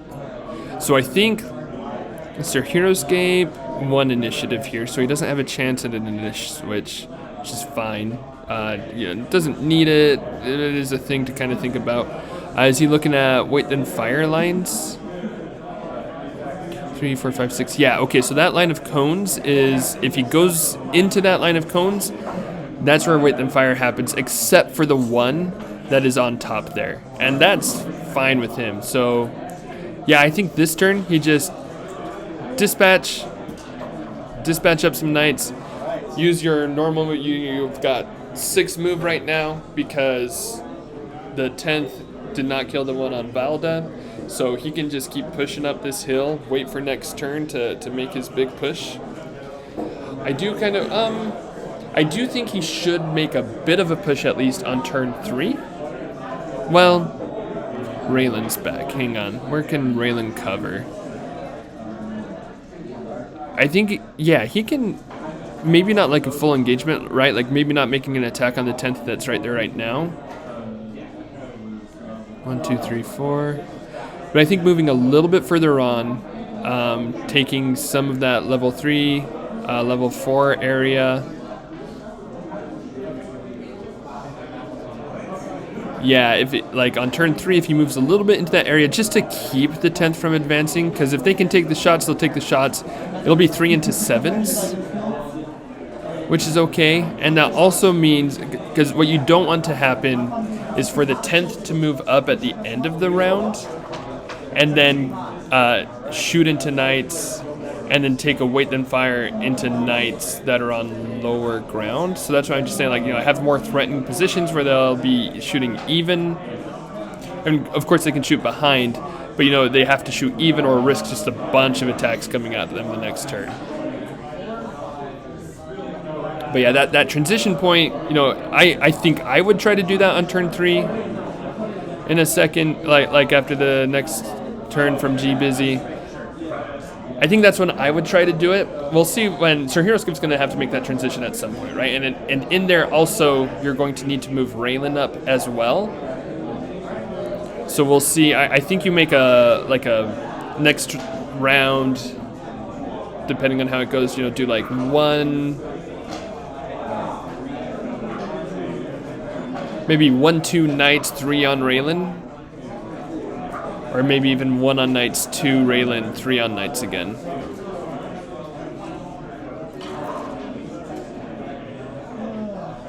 So attacks rolled, but no damage happening yet.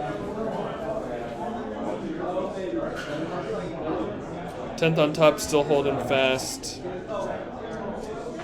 The knight on the glyph wasn't killed earlier. G Busy. Does he need to keep moving? That Raelin placement, I don't think is going to work out super well long term for G Busy. Well, again, it just depends on how long it takes Sir HeroScape to get to the top there.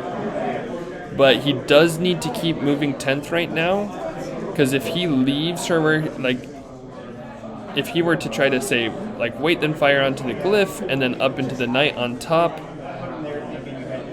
and then use the 10th on top to shoot farther back. Say even if he kills those 3 knights, if he doesn't move right now, he's leaving Raelin at the front there, and he needs to basically just keep moving and getting 10th in front, because where she's at right now, it's going to be too easy for Sir HeroScape to claw his way through, engage Raelin, and start killing. If he kills Raelin, the rest of the 10th are going to fall super quick. They'll still put up a good fight because melee defense and because wait then fire and bayonets, but if Raelin falls, Sir HeroScape wins. Generally speaking, of course, if she falls but Sir HeroScape only has 2 knights left against 20 10th, maybe not, but just kind of looking at broad terms as far as win conditions go. If Sir HeroScape can get Raelin, then it becomes too easy for Sir HeroScape here.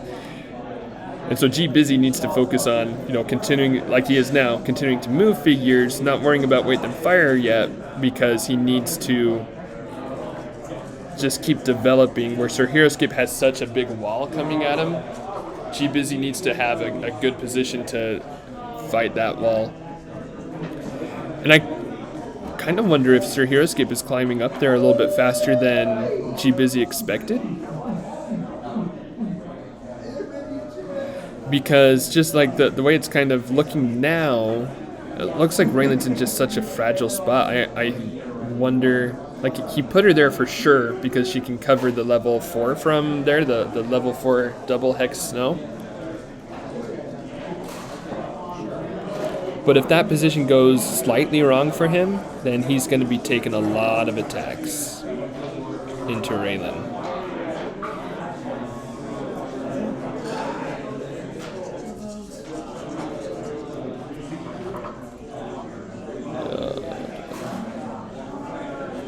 So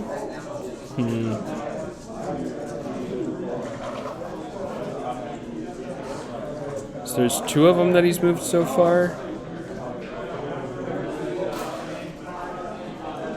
Part of what he's looking for is he wants to get another attack on Valda. He does need to kill the knight on Valda for sure. But he probably doesn't want to keep not move the 10th by it and take a shot, so he probably wants to move one in there and take a shot on Valda. Looks like he's still kind of counting spaces and moving into that central area, though. I think he needs to kill Valda. Like, Valda with Knights is just too much value.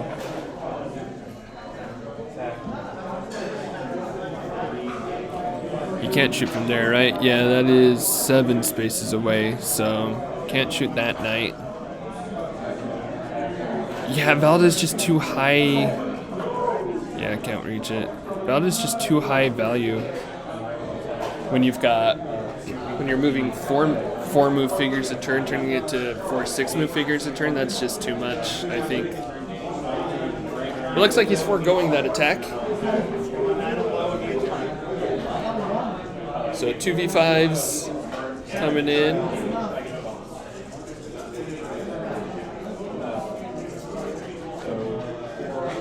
I do like in these cheese formats especially, I do like the tricks that I'm seeing with like traffic cones, or especially when you've got so many figures on the board. When you move a figure, you move it up and then lay it over to show that it moved, and then you've got dice where it came from. I really like these little tricks. It's very fun. So the Knight on top dies, and then G-Busy has one more attack.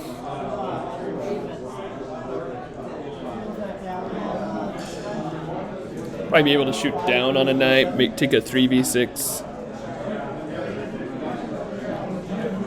Yeah, looks like that's what he's going for. Oh, second kill.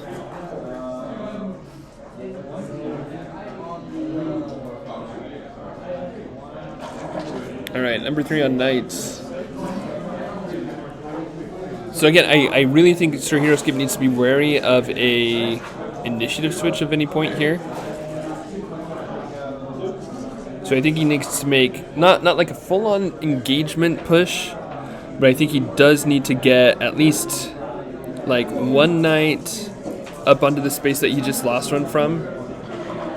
Maybe even one more, either attacking the 10th on the level 3 swamp, or just on the other level 4 hexes. Like, even just doing that. Just because he doesn't want G-Busy to move up more. Well, because G-Busy will just do that anyway, though, right? At that point. He did develop a good amount of 10th up into that area.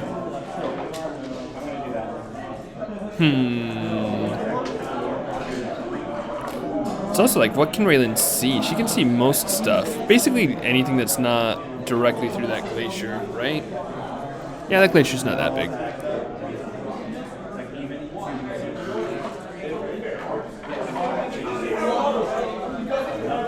Yeah, Sir Hero Skip does really need to choose how he wants the flow of this game to go here. So moving Gilbert up 1. You'd also love, one thing I was kind of thinking of and then just dismissed was like moving, Gilbert's got 7 move right now with Valda.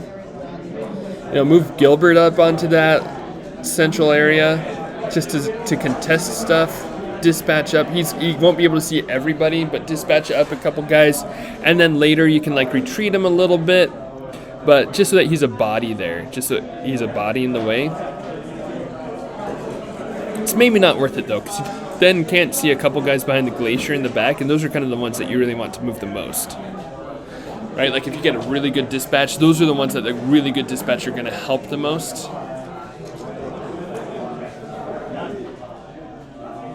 So that would suck. But, and also, you don't want Gilbert to die. Imagine if he did that and then G-Busy got the initiative switch and killed Gilbert. That would suck. So probably not worth it. He'd be rolling 6 defense because of Raelin, but 6 life, 6 defense is gonna last a while. But things happen. Hero Escape happens sometimes.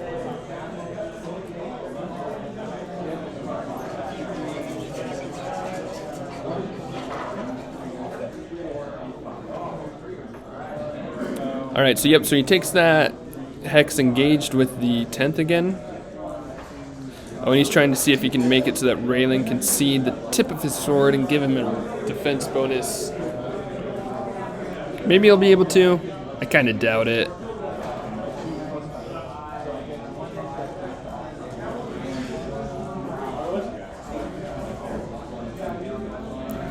But if you had a leaning Raelin, though, right? That's what you need. You need that leaning Raelin who's like moonwalking. Not moonwalking. Wait, what's the other thing that Michael Jackson did? The lean. I don't know what's the name of that lean. Anyway, the Michael Jackson lean, where she's just like peeking over the edge of the glacier. Then she'd be able to see it.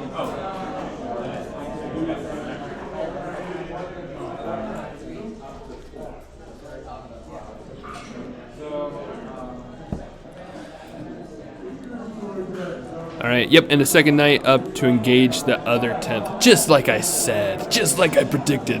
No, sorry. Just as foretold by the bullfrog.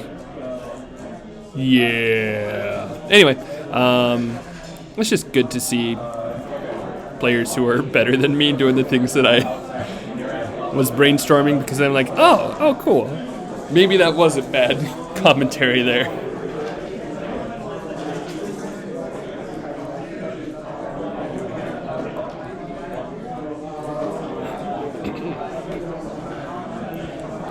And just trying to find the last night that he wants to move. Oh yeah, definitely wants to move one of these back knights into a spot that he can then push from, but he also doesn't want to move. I think, I liked the one coming around the glacier, but he might have felt that was too exposed, because that is outside of Raelin's aura if he goes into 1, 2, 3, 4. The one that's directly behind the glacier, if that moved up, that would have been outside of Raelin's aura, so I think that's a good choice to not move that one.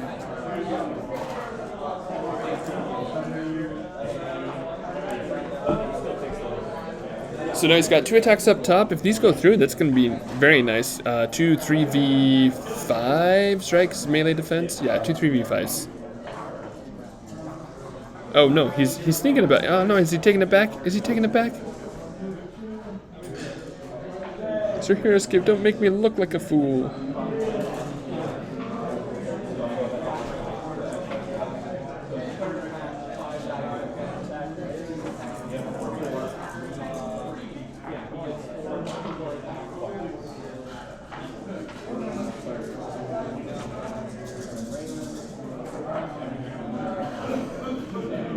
Okay, yeah, he's going for it. Very happy to see that. All right, so sorry for these pauses that I am having. I know you don't want dead air, right? But part of it is me not wanting to totally fluff stuff up, especially because, again, more tired than I should be right now. I think the jet lag is kind of hitting me. Obviously also the lack of sleep, but the jet lag is not treating me super kind now, because I've been waking up at my equivalent of 5 in the morning, which isn't bad usually for me during the school year, but it's summer for me, and I don't have to wake up early to go to school, so it makes it a little bit harder for me right now. But anyway, so there might be more long pauses as I struggle of what to think to say that's going to be at least decently worded. Hopefully decently worded. We'll see. I've been flubbing words all day though.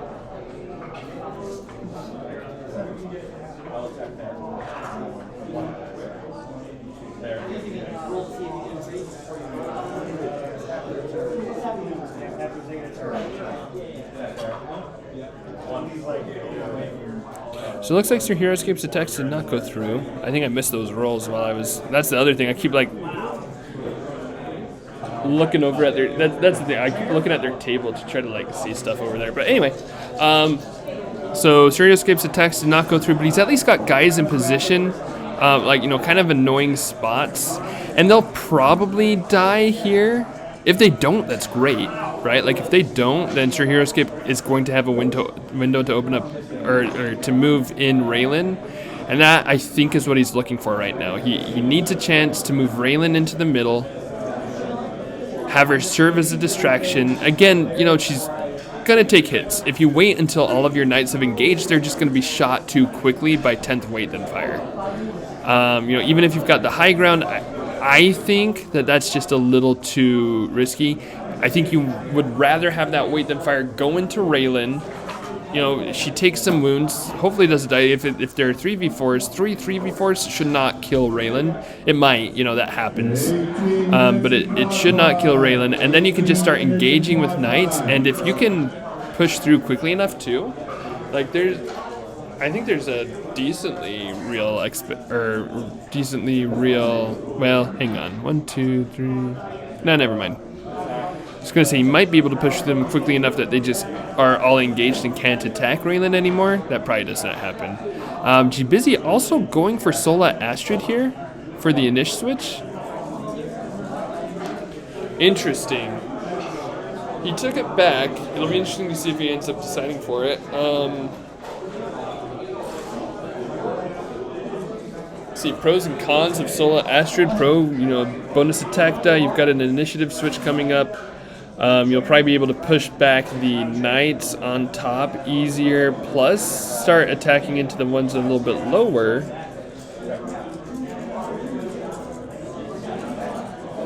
So that's a decent chance. The cons,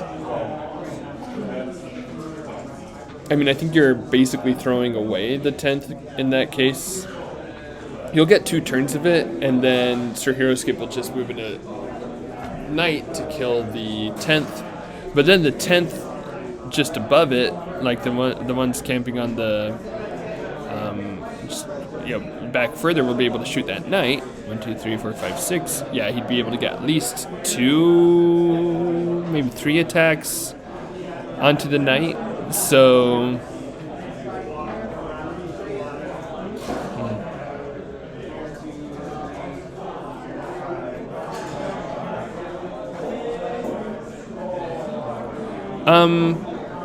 he also hasn't been rolling against Valda. I think moving one more guy up into that area and shooting Valda would have been worth it. Because you do want to kill Valda. Valda's giving Sir Hero Skip such a good boost moving up this hill right now.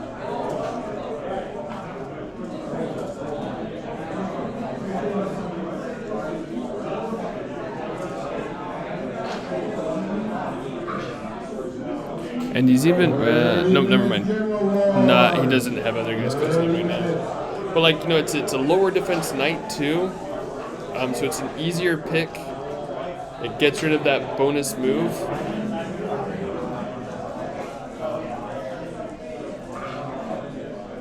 Yeah, I think it'd be totally worth it to attack Valda right now.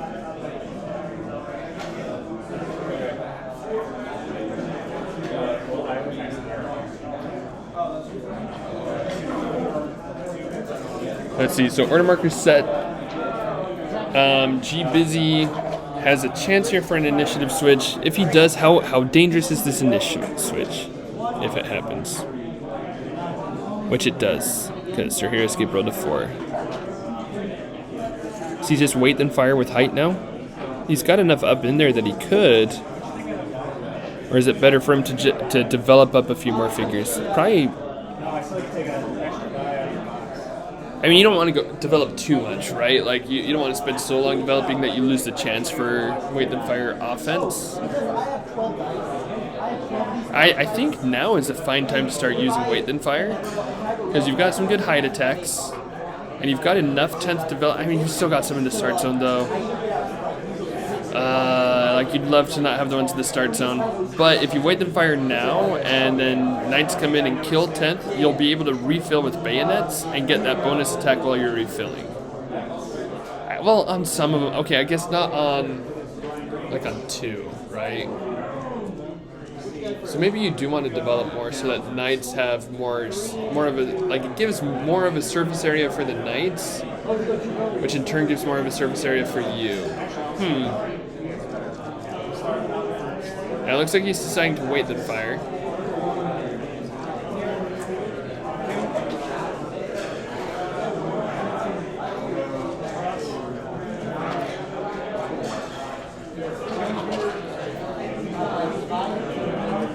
So, but he is attacking into Raelin's aura largely.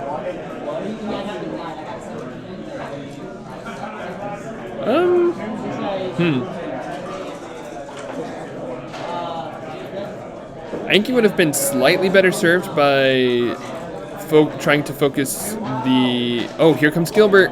Gilbert coming into the middle. Has a 2-life Raelin. Oh, I didn't realize those attacks were going into Raelin. Thank you, Thrasher. Again, oh man, I am so sorry. I am missing little things. 2-life Raelin. 3, 4, 5, 6.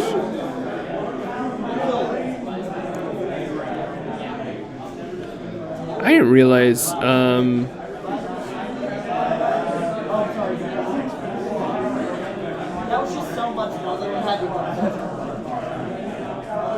I think I didn't realize that some of them could see Raelin. Probably because I can't see Raelin.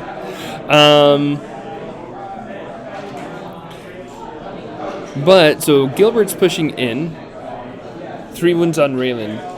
I wonder if Sir HeroScape was planning to move Raelin up this turn. I wonder if he's got an order marker on her. If it's order marker 3, it could be fine.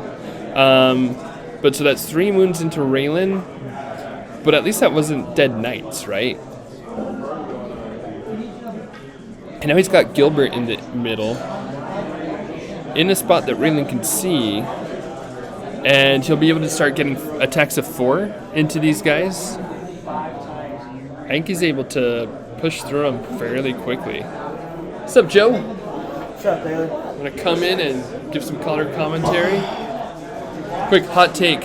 What do you think of the game as it is right now? The state of the game of HeroScape? It's in shambles. Oh, no, I was going to talk about this game. This is doing great. It's doing great. No. Let's see. We got 10th Reg and Knights. Well, oh boy. There's a Raelin and a Still Gilbert there. Oh boy. I just fought against 3. I don't know, there's 2 or 3 squads of Knights against a Marro Hive and a bunch of drones. And I think I rolled to get 9 drones about 3 or 4 times in a row, and I still lost. So I think Knights have a good chance here. Yeah, without any Marro on the board, that Hive is just toast. It's going to be hard for it to make a comeback at this point, I think. Yeah, I don't know if it's rebirthing 10th though. That's true. I think it's got 10th and Knights into Hive. It's a 2v1.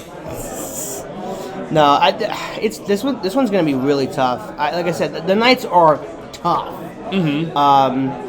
And Raelin, they're saying Raelin has 2-life Raelin now. Yeah, I missed that earlier. I'm tired. So this is Sir HeroScape has Raelin as well. Oh, they both have Raelin. And she's hiding right behind that glacier okay, there. I'm So 10th have one, been popping at Raelin. But that Raelin's been helping though because he's got a 2-life Raelin, but he's also only lost 2 knights so far. Okay. And he's now making a big push for this center. I think if he takes the center of this map, and if he can move Raelin into the mix too. Sure. For a bit, just to distract even more, I think he'll have a pretty good shot. I mean, it's 10th, right? So it's always going to be a struggle there because there's so many 10th there. There is a boatload of them. This is... Yeah, Cody's going to have a really tough chance positioning and trying to make sure that when he gets engaged, that he can keep doing bayonet because sure, they'll have wait and fire, but I don't know. Yeah, I was almost wondering if it might be better to, he could just wait them fire now, but, if he just continues to develop and get more 10th in the area, then he gets to a point where, even if Sir HeroScape is killing his 10th really well, as he resupplies, he can just keep bayoneting and getting extra attack dice that way. Yeah. Instead of just staying on the low ground and wait them fire. Yeah, and then also you're getting board control. Yeah. So even though you're waiting fire in your start zone, but he's getting extra defense for having height, and so now you got your 10th moving up with bayonet. I guess that's the one thing I do like 10th. 4th mass, no. 10th are a lot more fun to definitely play with and against. It is definitely one of those squads that I really, really want to get better at. Okay. Because I know they're almost becoming the next Nilfhelm and Q9, but if you're a melee player, you definitely don't like seeing. I think I'd rather see Q9 than 10th, but for sure. But no, they're more dynamic. They are very versatile because no matter what, if they're removing them or not, they're getting an extra attack die. Like Yeah. it's phenomenal. Yeah, I do also think like so. G Busy's Raelin placement just kind of guaranteed that this would be a fight for the top. Right. Yeah. They Which- both have them in the same Yeah. kind of snow area. Yeah, and I think if it's a fight for the because G Busy basically his choices were move Raelin up and fight for the top, or keep Raelin back and just fight right outside his start zone. Yeah. Neither of I think this map actually helps Knights a lot. This is a really good map. This is actually the map that I played on. Oh, really? Against the Knights. Oh yeah. And so, yeah, DJ Warp was who I was playing against. He had his Raelin the same place that Cody does, and Knights kind of surrounded. Now, lucky for me as well, I was able to surround Raelin and got her down to 1 life. Oh, okay. But it still wasn't enough because he did have Sir Hawthorne, and it literally came down to points. But And Hawthorne never betrayed, huh? no betrayal. Sad days. Sad day indeed. Because I would have never given him back. Literally, would have never played him. I'll just never put an order marker in, and you can't take them. Yeah, and that would have been my points, and I really would have won if that happened. Mm-hmm. But anyway, do we know? Well, we have about 20 minutes left on this. There is a lot for them to do. Is that right? 20 minutes? Yeah. 'Cause the other one is 7 minutes left for Top Cut. There it is. Ooh, Top Cut There's is Ken. 10. Top Cut is 10 minutes. This is Top Going Cut? off of this, yeah, this is I Top thought Cut. this was General Wars. Oh no, this is Top Cut. Oh, I didn't know that. Yeah, Top Cut has 10 minutes left, which means they really need to move because there have been like so few figure deaths so far. Well, boy oh boy, it's coming down to points, ladies and gentlemen. Who would have Let's start guessed? calculating. 40. Let's see, 44 figures on the board. Who would have guessed that they didn't kill enough? Oh my god. That is actually so. That is going off of the site time. I know sometimes they give a little bit of extra time. When did the last round end? You know, it might be more than 10 minutes because they don't always change the clock on the website. So, yeah, doesn't Top Cut get more time? I think you're right because it doesn't feel like it's been enough time for them. So I think they've added more time, but they just haven't changed it on the website, which has happened a few times. So, So yeah, so I'm guessing they've got more time than 10 minutes because just 10 minutes. Yeah, and Yeah, they're- that would feel bad for this matchup right now. yeah, and they are not going for glyphs at all. They're just fighting for the high ground. This is just an utter brawl at this point. Yeah, well, Sir HeroScape had Valda for a while. Okay. Yeah, Cody let him hold it for a good while. Oh, that's but, silly. Cody. Oh, yeah, no, it was... Ah, he got so many knights up there with that +2 move. So good, so good. yeah, because I was, you know, and that's crazy too. With my game, I held Valda and Solo Astra the entire game. Yeah? Yeah. Dude, it's such a good couple of glyphs. I think Sir HeroScape probably has the advantage despite losing more figures so far. You know, I think I agree because he's at the point now where he's going to start getting consistently, 3-4 attacks a turn. And once that starts happening, that's when the melee really turns on and starts to burn through figures a lot faster. And he's got Gilbert in there to turn those into attacks of 4 too. So I think that'll give him a good edge as he starts to make this push here. And this height is tricky too, because like there's a lot of height there, but it kind of fizzles out into a weird string, and you kind of lose your best attacks.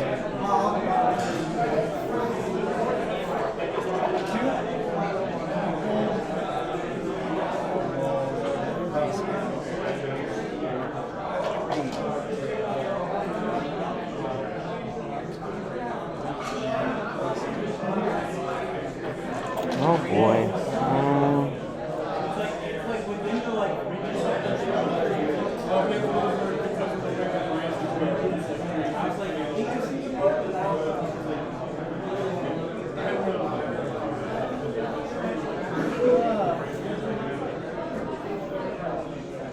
I guess he's in a good enough position to able to move one of his knights in the back and sacrifice an attack. I think so. Until he kills like a few more 10th up there on high ground, I think that's what he does. Just like develop up 1 or 2, attack with 2 or 3.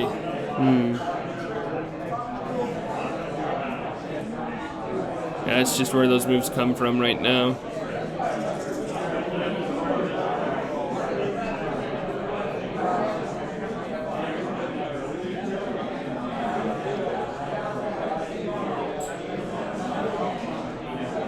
All right, let's see some attacks coming through. Let's see how Sir HeroScape do.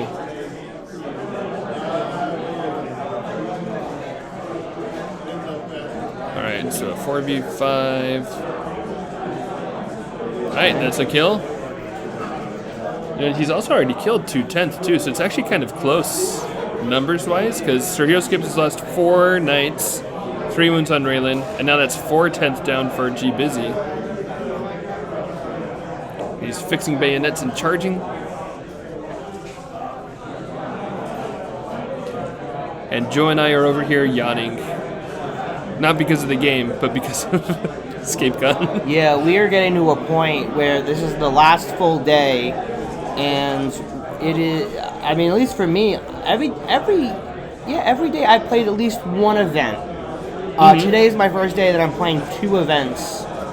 And then also doing the HeroScape adventure. So this is the busiest day for me.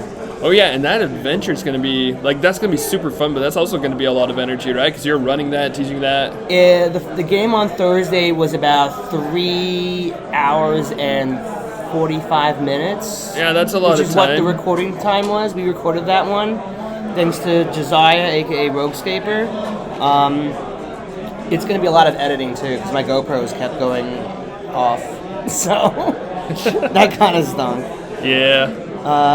Thrasher's saying Johnny Frisbee has already beat Boromir, just to provide an update. Thanks, okay, Thrasher. cool. I appreciate that. So Johnny beat Boromir. Man, so that play-in game, we kind of talked about who. Dang it, who was it? Man, I just cannot remember right now. But because we were talking earlier about how some people get a play-in game and some people like. The rest of them are just resting for that full hour, so Boromir had to play a game in order to get into the top 8. Just to lose in that first round, that's gotta, wow, because Johnny, I'm sure Johnny was taking it easy during that hour.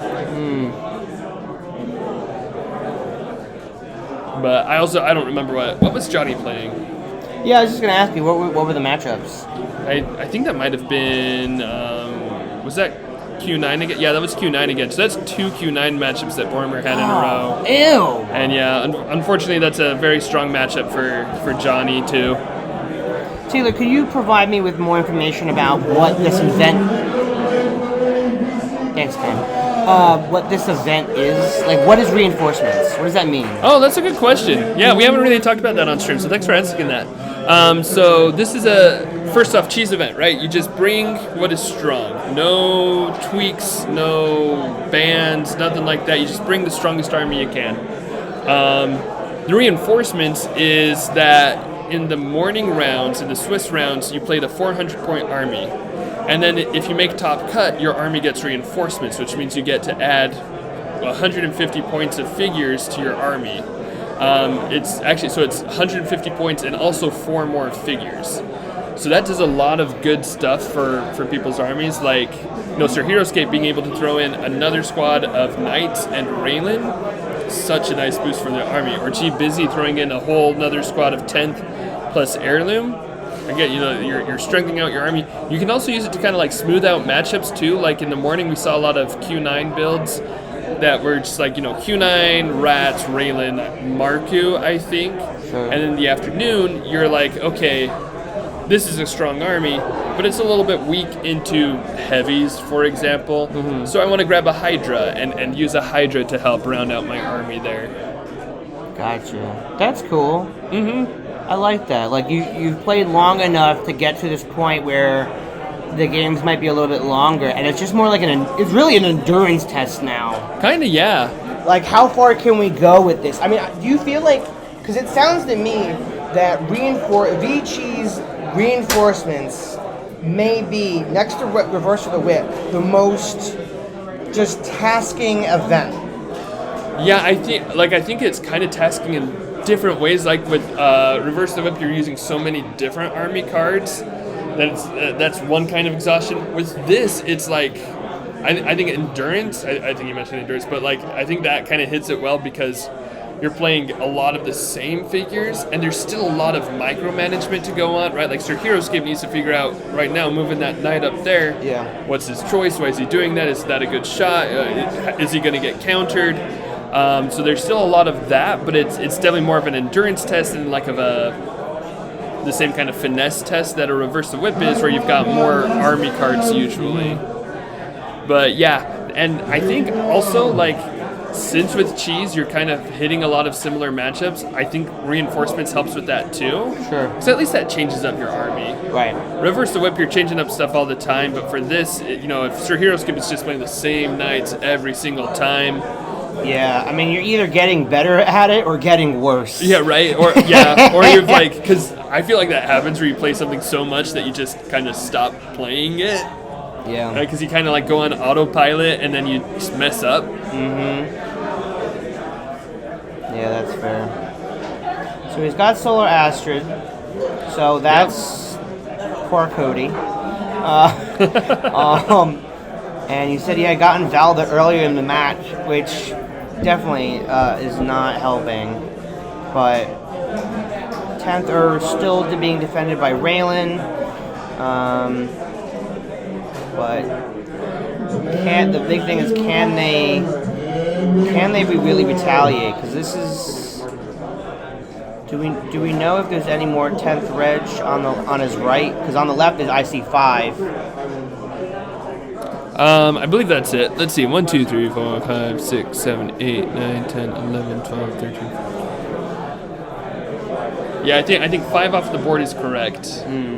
And Sir Heroescape has just gotten an initiative switch too. So now he's got 2 turns in a row. Oh, God. Which is big because now he can make a couple of hide attacks. Well, a hide attack. Potentially 2 if he kills this one that he's attacking with Gilbert. Oh, that's big. So now he gets 2 hide attacks down. 2 attacks at 5 into 10. Yeah, this top area looking so good for him. And it looks like he never took a chance to move Raelin up into the middle too, which is probably correct the way it's evolved. I see that he's losing out on the extra defense. But I mean, he still has the height, so yeah, that's fine. He's got the height, and he needs to keep the momentum that he's pushing. And that I don't think he had quite the right opening to move her before. Yeah.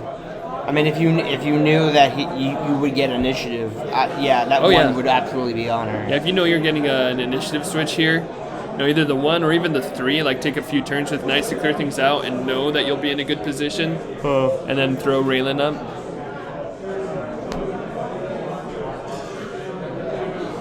He just won the height, so I don't think he needs Raelin right now. He's going to be rolling +1 defense for a bit anyway. Yeah. But, I'm just saying, like, in order to kind of like snowball this angle here, if he had, this is kind of pipe dream territory, I guess.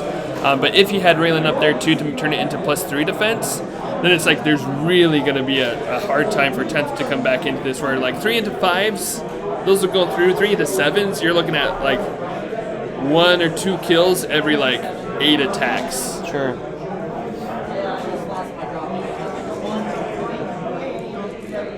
Unless you're Sir Heroescape on stream. He sometimes has bad luck with that, but been doing okay so far. I think trying to get Raelin up now cedes too much momentum. Yeah, exactly. Yeah, like I was saying, like the way it's gone, I think making the attacks has been more necessary. And I'd love for him to be able to find a chance to move up Raelin, but I don't know if like realistically if that's going to happen. Right. But I think having Solar Astrid is going to be, if anything, the reason that Cody is not going to come out this alive. Well, yeah, that's true too. Yeah, because Solar Astrid is going to be such a good help there, and then like Gilbert get that kill on the 10th on height, and now Sir Heroescape's just pressing his position. I do find it funny every time. At least it seems like every time we're talking about the game, it seems to be Sir HeroScape's turn, and I'm waiting to see if Cody's gonna bring anything back. Like, I'm rooting for Cody. I love Cody. Mars, go Mars! But come on, what is happening here? Come on, get him up there. He's got it blocked between. He's got a choke point on the left there. It looks like he's got two knights over there blocking his path. He literally has to kill those knights to get anyone in there, and then Sir HeroScape's got the hide on the right of that ice pillar, and so he can't really get around too much. So really ideal, but yeah, Cody's got to go for that Solar Astra. Get him off of that. Yeah, I think that definitely needs to be a shot. Like, he's definitely wait them firing here, right? Like, there's no reason to move. Yeah, I think he just stays where he is. Wait then fires. He can get attacks into the knight on Sola Astrid, and Sir HeroScape doesn't have without a dispatch. He'll probably get a dispatch, but he will need to forego an attack to take Astrid again. So that's definitely the thing. But yeah, Thrasher's saying I think Sir HeroScape should have this in the bag so long as nothing weird happens. Yeah, I agree. Like, if I'm Sir HeroScape right now, I'm happy. I'm not quite comfortable yet because there's still a lot of 10s on the board, so things can happen. But I think he's pretty happy with his position right now.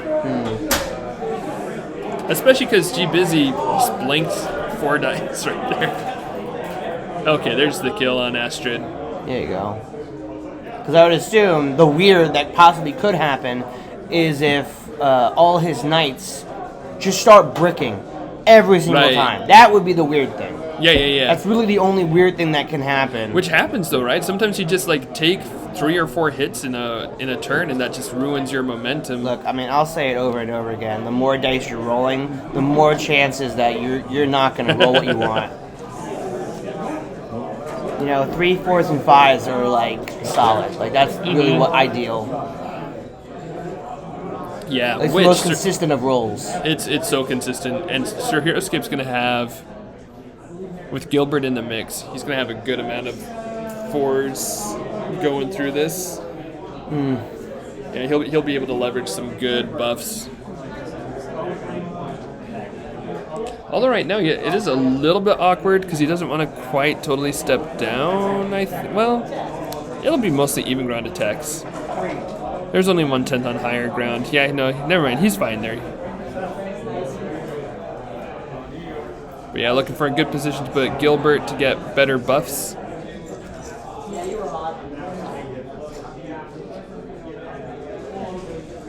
What's Gilbert doing down here? He's going to be buffing the next 2 guys.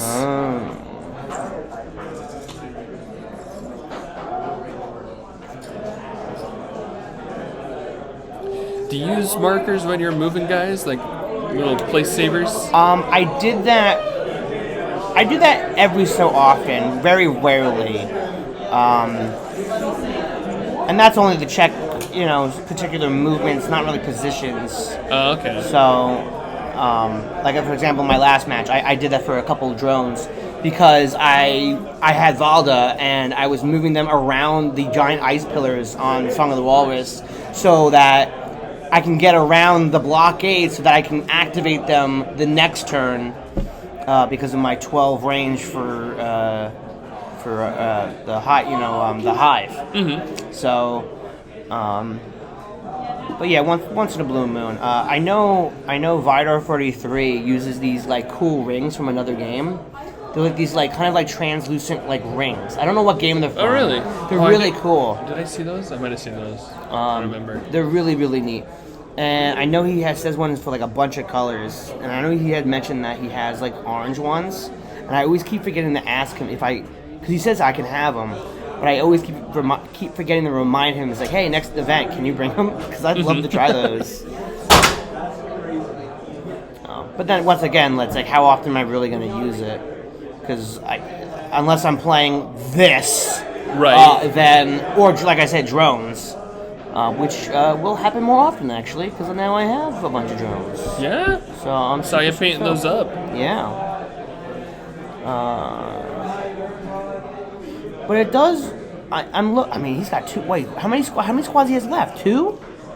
For How many I'm sorry, knights. How many more knights are there?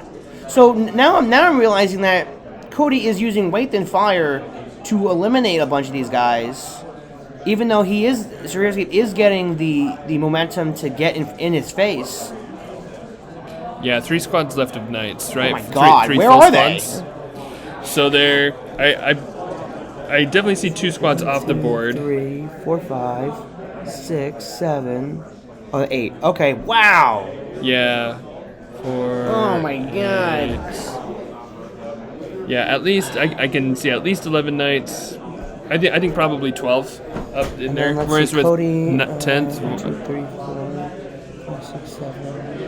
I think it's just 2 squads of 10th remaining. So 3 squads of knights versus 2 squads of 10th. Yeah, that's such in knight's favor. Oh my God. Because 10th don't have a good way to come like back I from said, the numbers disadvantage. Cody needs that weird to happen. Yeah. They gotta. Surveyor's gotta start making it weird just to make it more interesting. Yeah, well, this kind of like, close quarters, fight for the top kind of thing happens. 10th remaining, I think. You can see 10th casualties in the top left. Yeah. 1, 2, 3, 4, 6, 7, 8, 9. Looks like my parents are up. Oh, okay. All right. See you, My Joe. party's over. Bye-bye. Bye-bye. Have fun. Good luck. All right. Okay, yeah, so there are more 10th than I thought. There's hang on. Where are they hiding? Anyway, like it's kind of close number-wise, but I think that Sir Heroescape's push is just working out well enough that he's definitely got a bit of a numbers advantage and more of a position advantage as well, which I think will be probably giving him the game here. And it's, of course not over till it's over. But I think he's got a very good shot, a very healthy shot going into this. Let's see. Okay, so Knight behind the pillar, or behind the glacier dies. Ooh, 3 skulls and 3 shields. Oh, that's big. That's a big block. 2 skulls there. And Sir Heroescape is trying to hit the dice bowl. Okay, misses that one. Okay, so does lose another knight. Once more with effort. Okay, so 2 knights dead there. Not bad, right? And G-Busy does have a chance at an initiative switch here, which has been happening back and forth in this game. Does Gilbert engage? I think you engage with Gilbert, right? An equal amount of 10th and knights dead right now. Okay, so equal numbers, but you've got Gilbert. You've also got Heirloom. Like, Heirloom's not nothing. And Sir Heroescape's Raelin is wounded. So yeah, there is a chance.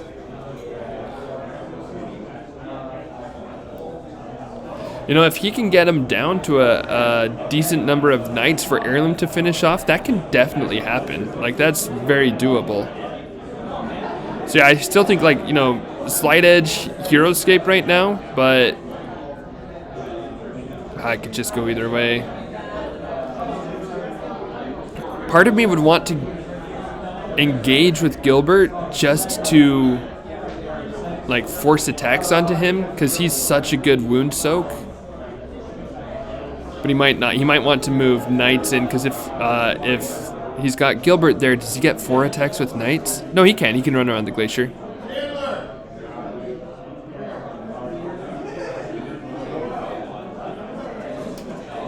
Yeah, moving in, making an attack at 3, and gets a 10th. Yeah, and now he can just push in the knight even further.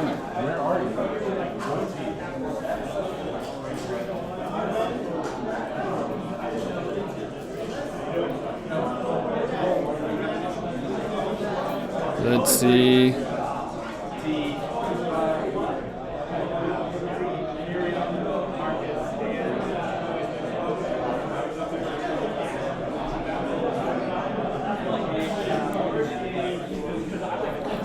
I haven't been paying super close attention to how many symbols he's been rolling with dispatch, just because it's hard for me to count in the moment, and it is just a little bit more nitty-gritty than I have been wanting to do. But I do kind of feel like my gut action is that Sir Heroescape's had pretty decent dispatches this game.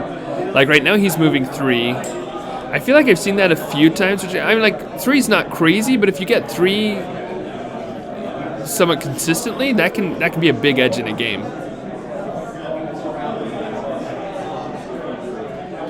So yeah, moving in, engaging with knights further. He should have some good attacks coming in here. He's got 1 attack from height, so 1, 4, 3 attacks of 4, 1 attack of 3 into a defense of 5. Expect at least 1, maybe 2 kills here.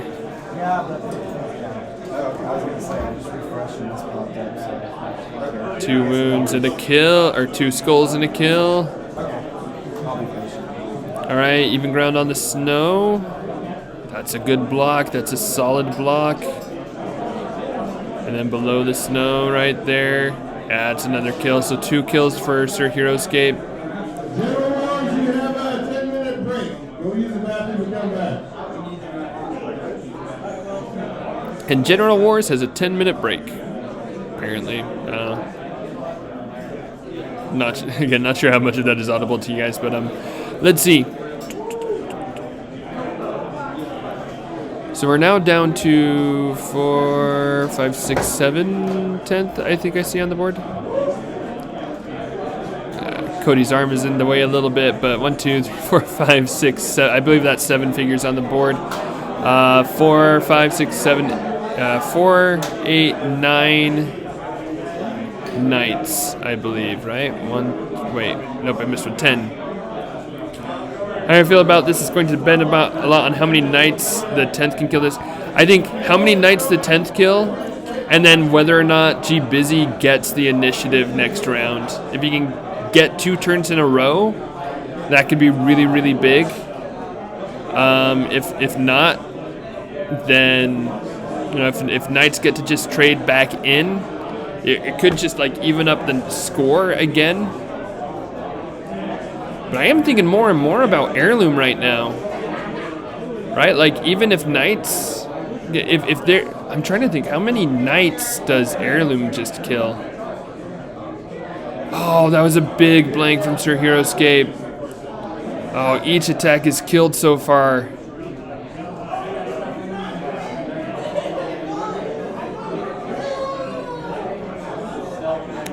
Yeah, this is a very big turn.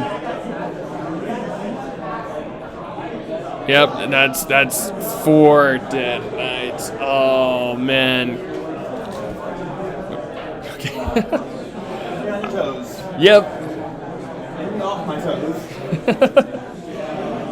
Nathan tripping over some wires over here, but it's all good. Nothing happened on the stream. Yeah, no, this is exactly what G Busy needed to turn the game around. And a big thumbs down on the screen there. Somebody did not love that. Yeah, no. And if he can get this initiative switch as well, it's going to be a big bugger for Sir Heroescape. Still got 6 knights. If he can win the initiative, oh, man.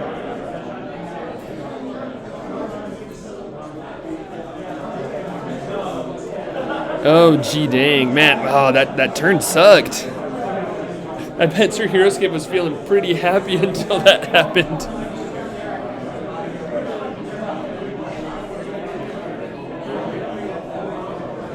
Alright, looks like he might. He kind of made a deal about thinking about who to go for, and G Busy takes the initiative switch.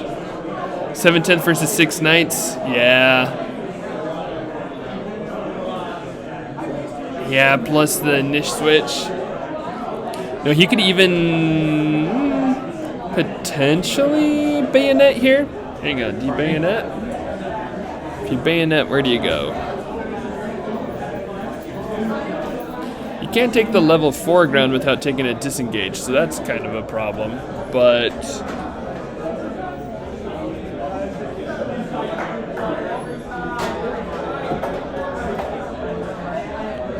but he could run around a little bit. No, he's doing wait then fire. Alright, so HeroScape basically needs to have 0 casualties this turn. Because he could probably survive 1 casualty, because then I think he can still get 4 attacks. Oh man, okay, so there's 1. But just don't take 1 more, just don't take 1 more.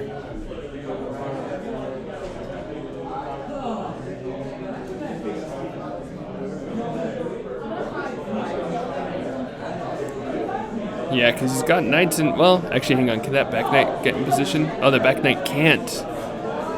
Okay, so he is definitely down to... Well, no, you've got a dispatch. Hang on. You've got a dispatch. You can be fine here. But you've only got 4 relevant knights left right now.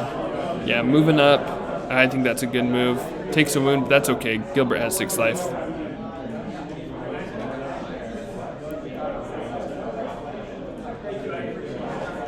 Yeah, blocked attack though. Alright, and then let's see what dispatch gives him. Here's a few symbols in there.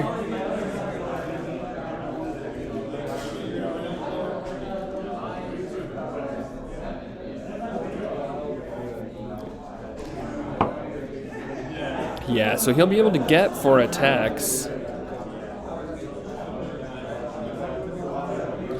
But...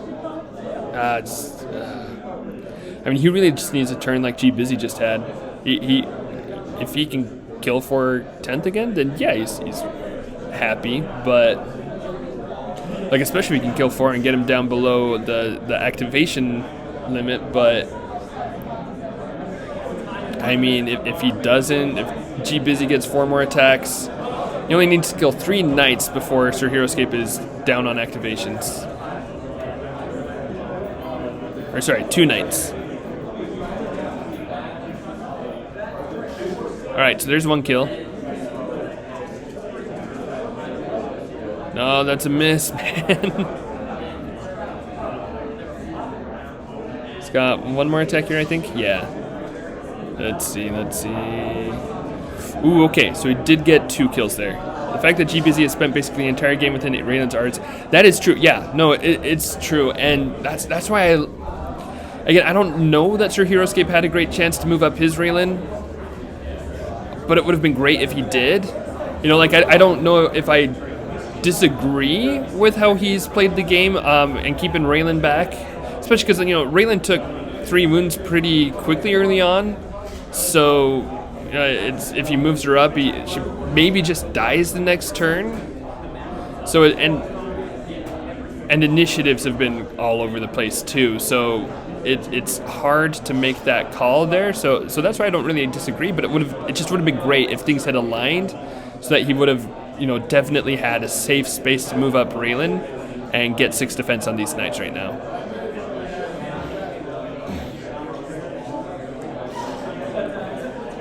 Let's see, okay, so there's another dead knight. Down to 4 knights.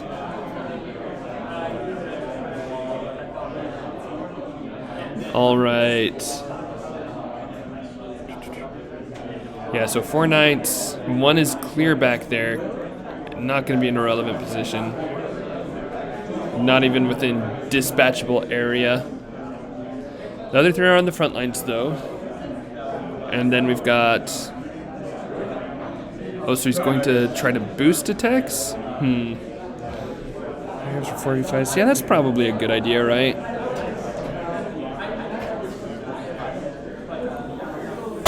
And then just moving up there. Oh, do you do that, or do you go for a boosted attack?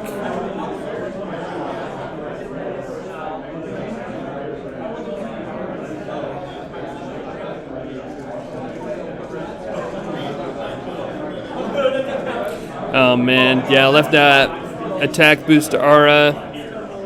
Missed the attack.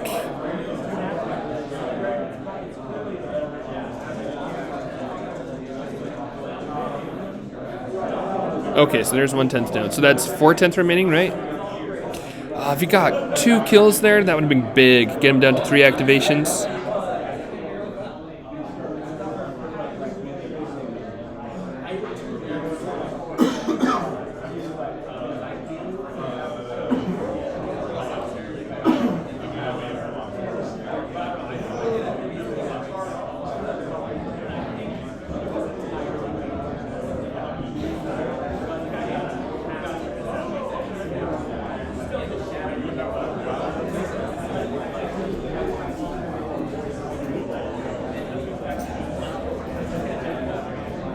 Let's see. So he's trying to figure out. Wait them fires looks like? Yeah. I mean, just wait them fire. Why not? Okay, good block. He is shooting up, so at least there's 5 defense for Sir HeroScape here. Okay. Now here come the 2 dangerous ones, the 3v4s. Okay, 2. Okay, 2 shields. Maybe? Oh, maybe that other one was cracked. Okay, yeah. Oh, dang. Oh, just 1 knight left on the front line there. Oh, man, Sir HeroScape had such a solid position there for a good while, and now it's just coming apart for him.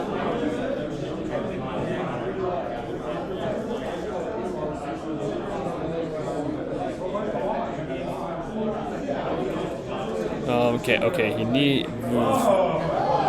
It's like even if he kills a 10th, a knight dies.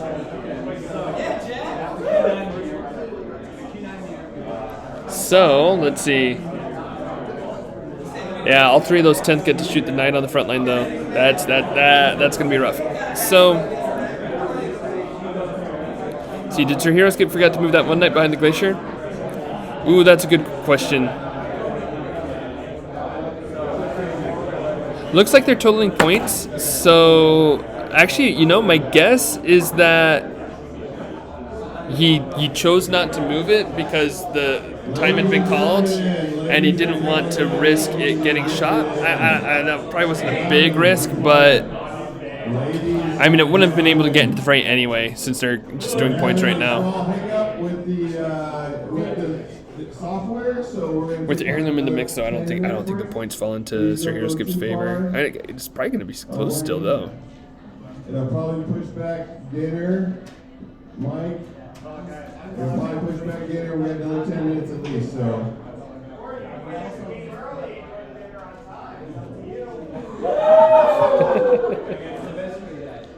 All right. So it looks like they have called the game. I'm pretty sure G Busy took that. I'm just going to take a second. And sorry, I was listening to an announcement there. But I'm pretty sure Sir HeroScape, or the Knights are out of this top cut.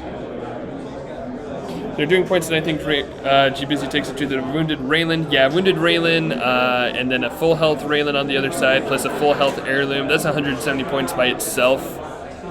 I'm pretty sure he takes it there.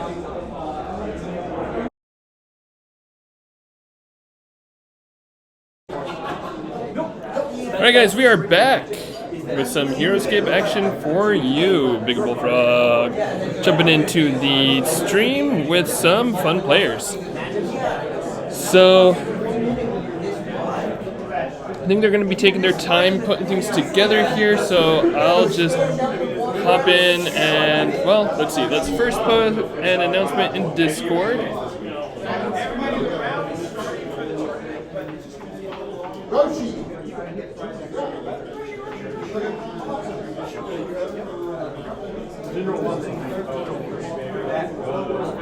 Starting the round for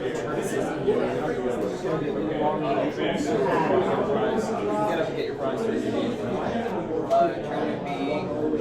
last round. All right, so here in the semifinals, we've got Mitch versus Johnny Frisbee. Apologies for the weird break too. We had some technical issues going on, so we just moved lunch up early, and now we've got our game happening. So this is going to be an almost mirror, not quite mirror, but we've got Q9, Rats, Raelin on both sides of the board. Which means I need to figure out, let's see, I'm pretty sure that's Mitch on the left, right? Left, right, get it? Anyway. Let me stand up and take a seat. Yep, that's going to be Mitch on the left side. And Johnny on the right. In which case I need to do this, and then I need to get their full list.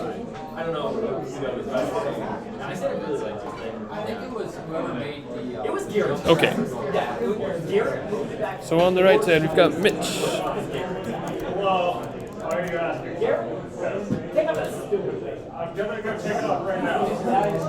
Who has Raelin and Major Q9. 5 move, 8 range, 4 attack, 7 defense. We also in Mitch's army have agents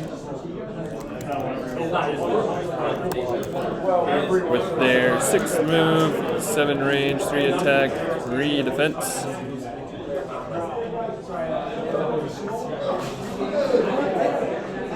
Let's see, also Marro Warriors with their 6 move, 6 range, 2 attack, 3 defense, and finally we've got Death Reavers X3 with their 6 move, 1 range, 1 attack, 4 defense. Alright. So we got that on that side. We're playing on Frostmire. On the right side we've got Johnny Frisbee, who is going to be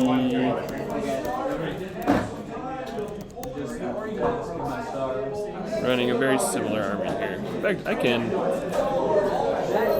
just copy and paste most of this stuff, huh? Hey Thrasher, Dark Ryan, welcome back to the chat. Yep, good old Q9. They at least this time have, more pieces in their army instead of the straight mirror that we saw earlier today. So there'll be a little bit more going on, but yeah, it's a Q9 mirror.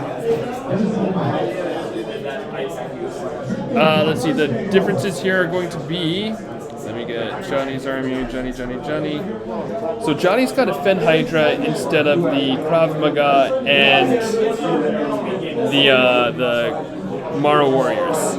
So that'll actually be a pretty, I think that's enough of a difference that we'll be able to see some interesting plays going on here.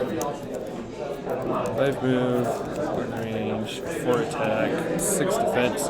And he's got 4 squads of Death Reavers instead of 3. And let's pop that up. And then I know I'll have to add in a couple of filler units here in a second, but I just want to make sure that we've got the glyphs on stream real quick. We've got Wannock, and what is that on the other side?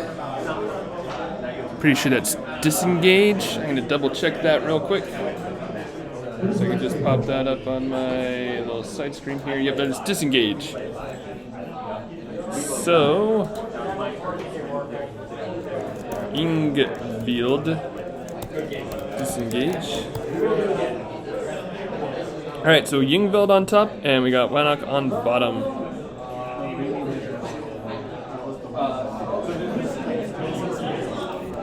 Ooh, and I should also check and make sure that those cards are in good spots. Let's take a quick look. These are looking okay. I think I'm going to run over and just make sure. Yeah, because there's some other cards that are behind the stat box, behind the dice box there.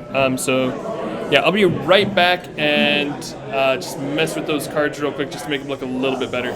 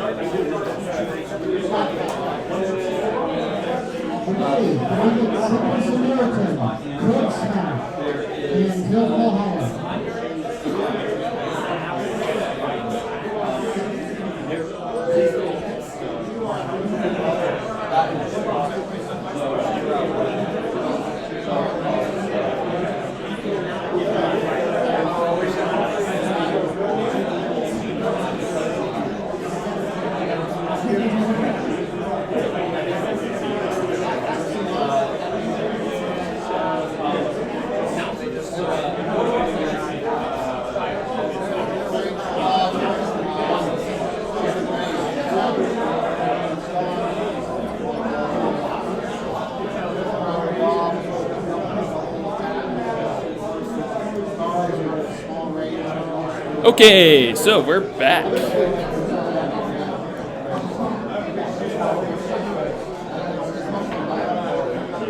Cover's still a little bit hidden there, but that's just because we got so many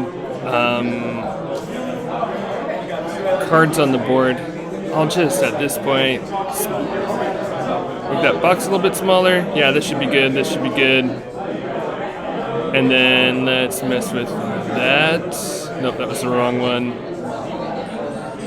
That. Yeah, that's okay. Okay, that looks good.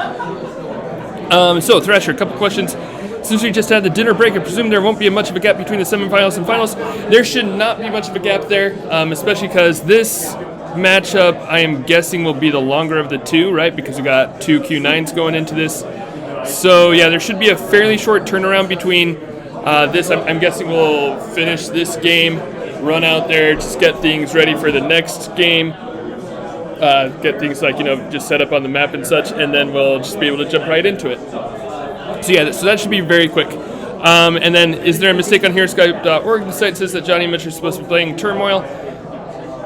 We are, basically, since the HeroScape.org just went down for a little bit there, we just made a map call, and then I don't think they might not have bothered to fix that within HeroScape.org to change the map, so the map was just decided before the pairing was listed in HeroScape.org. So yeah, so this is the correct map.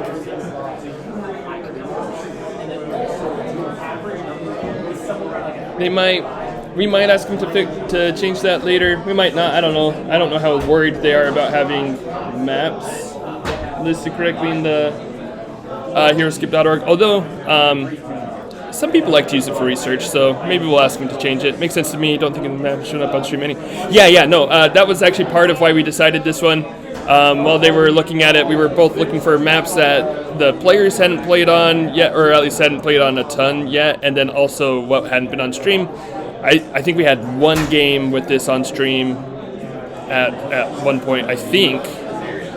Yeah, we had one game on this on stream at a point, but that's it. So, trying to get a little bit of variety for you guys.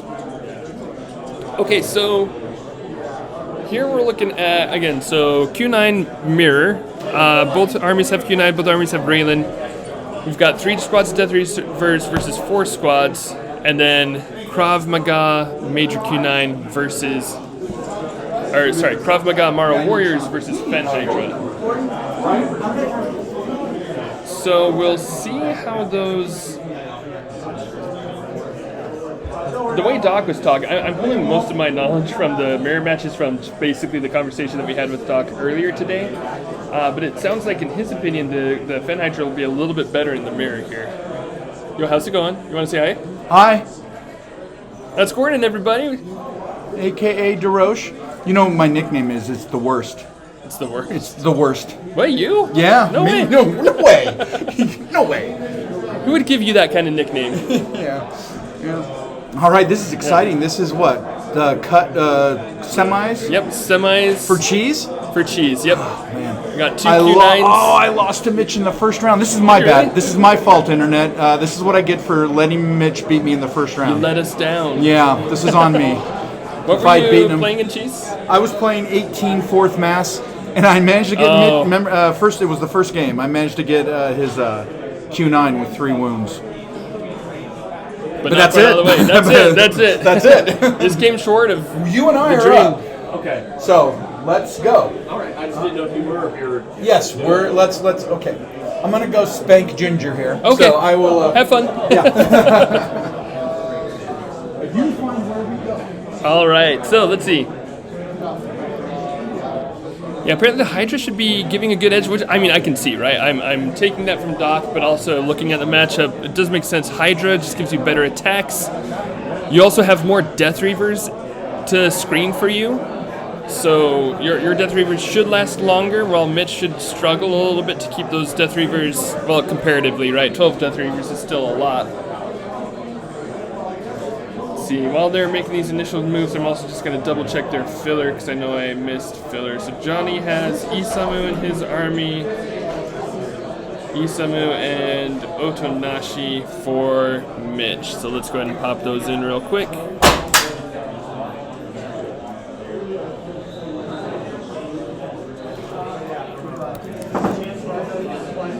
One life, 6 move, 3 attack, 1 defense, Otonashi, 1 life, 6 move, 1 range, 2 attack, 3 defense. Alright.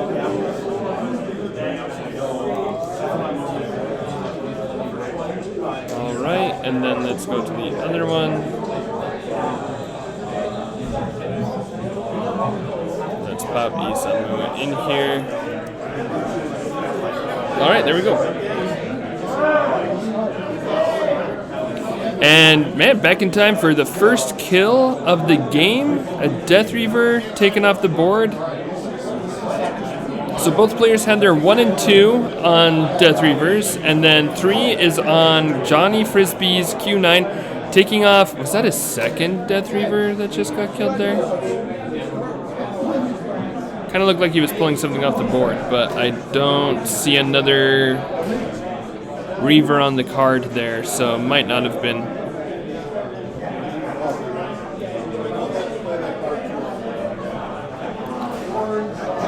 Let's see, and then 3 for Mitch is also on Q9.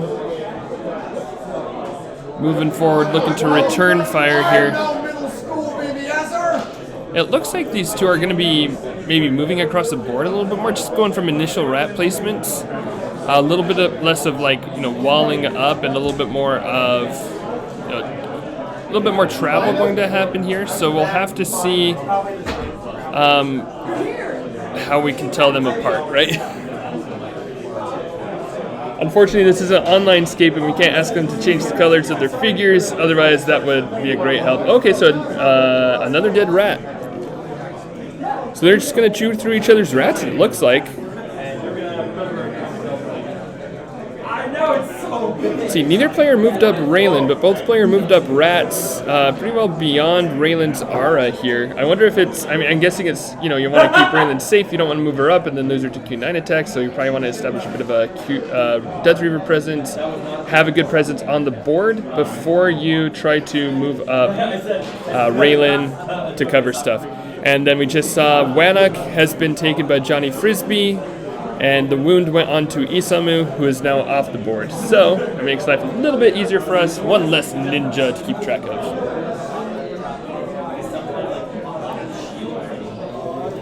Although, hang on. Oh, you know what? I bet you Mitch had to drop Otonashi. Yeah, I don't see the card. She's listed in Heroescape.org, right? Or am I getting confused here? Yeah, she's listed in Heroescape.org, but she's not even one of his army cards, so I'm sure he dropped her at the beginning of the game. And since that's going to go into the dice cam there, I'm just going to go ahead and take that off of the list. Yeah, let's just do that. We've got a big enough list as we have anyway. All right, so whew. I think it's the end of the day. My voice is getting a little bit tired here.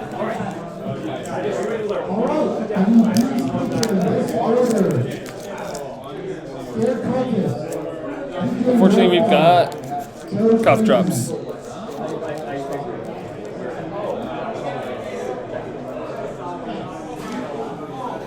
All right, let's see.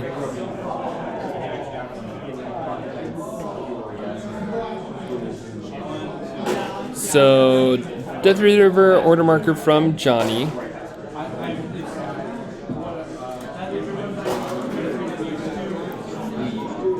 Moving up, just increasing his rat screen. I believe we're going to be, so to tell the difference between Death Reavers, it's going to be if they're facing, like just the way that they're facing. That's usually the way that people go with it.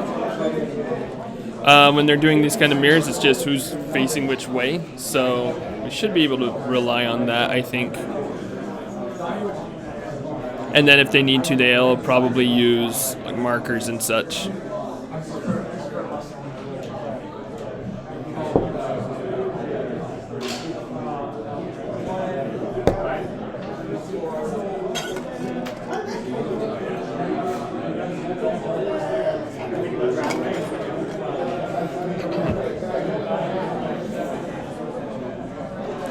So, yeah, just moving up, taking a little bit more ground there. Johnny's trying to push into the middle a little bit with these Death Reavers. I wonder if we'll see some kind of rat rush that Doc was talking about. It's not the same kind, right? Like on that map though, you specifically had like Valda on it, so you could make a Valda play and then rush up and engage with a bunch of Death Reavers. This one, you don't have Valda in the mix, so it seems like it'll be a little bit more scrappy of an approach.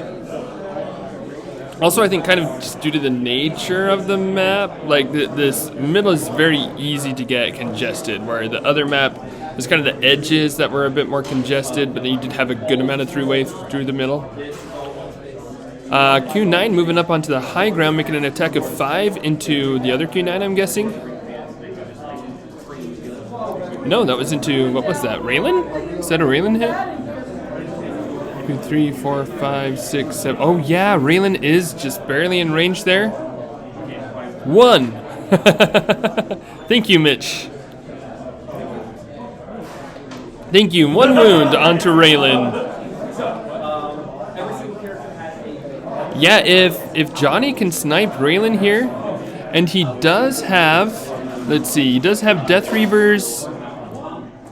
Well, no, he doesn't. He's not completely. No, wait. I can't see stuff. Mitch over here trying to punch the camera with his Zyg. Kind of seemed like it, yeah. I'm trying to see. Okay, I'm going to have to. Sorry, one sec. I'm going to pull up the stream on my iPad because that gives me a larger view than this preview picture that I'm working with on the laptop. So, just a second. Also, it gives us another viewer and makes us look a little bit better. Right? So, why not? It does not allow you to break the wall. They cannot remove spaces that have too many figures. Okay. So if I'm looking at it on here, looks like we've got. Yep. Okay. So there is a Death Reaver on the other side of the tree there. The Death Reaver on the snow was just killed. Johnny now advancing Hydra.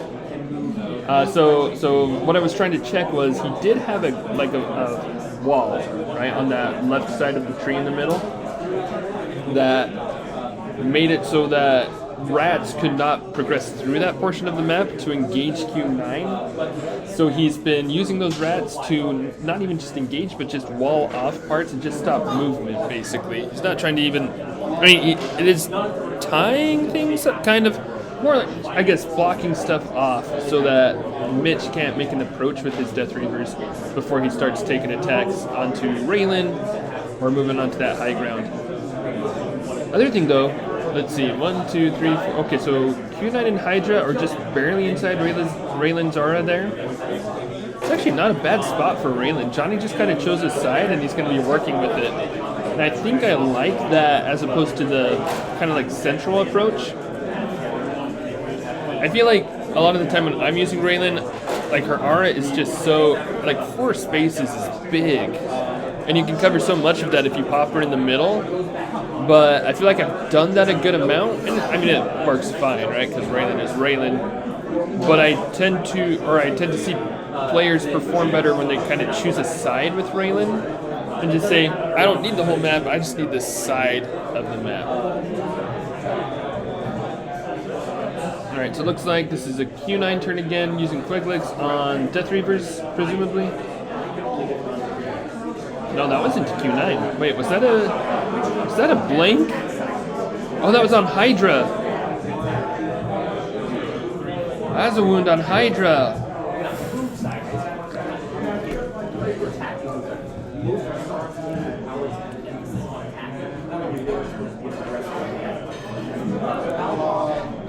Snap, yeah. No, putting a wound on Hydra before it can get close, that's really big. You've severely just limited the attack potential of Hydra, and that extra attack affords can mean so much, especially if it gets a chance to go attack into Q9.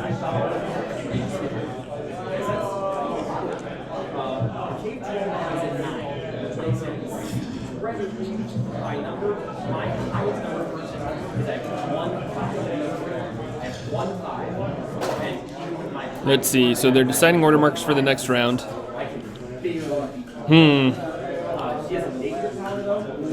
Like, Johnny has a couple of options here, right? He can try to keep taking turns with Q9. He does need to use Death Reavers. Both players need to use Death Reavers here, at least a bit. But Johnny at least needs to block off his Q9 more, or... I mean, it depends on initiative for sure. Actually, okay, I guess I'm wrong. Looks like Johnny's going all in on Q9 here, going for the wounds onto Raelin. Put 3 more wounds on Raelin. That's really big. Q9 can kill Raelin here in the next turn. That'll be great. That said, there's an order marker on the Death Reavers, and Mitch can move 2 of them in to tie up Q9.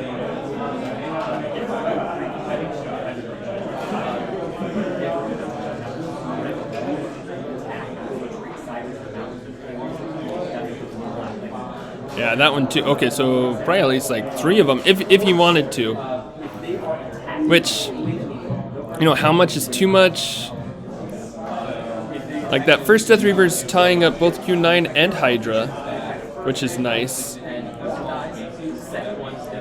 But Johnny going all in on Q9 means that he can use Quiglix gun, he can use the special attack.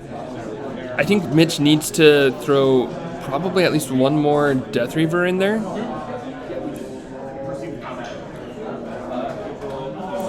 Just to try to like delay, because if Q9 takes 2, kills both rats next turn and then gets 1 more normal attack on Raelin, that could spell the end of Raelin probably, right? Like 1 more 5v3, that's gonna deal at least 1 wound, you would expect. So I think Mitch has the chance to get 1 more rat in there. I think he should take it. That said, well, no, he doesn't open himself to getting tied up by rats again because there's not an order marker on rats here.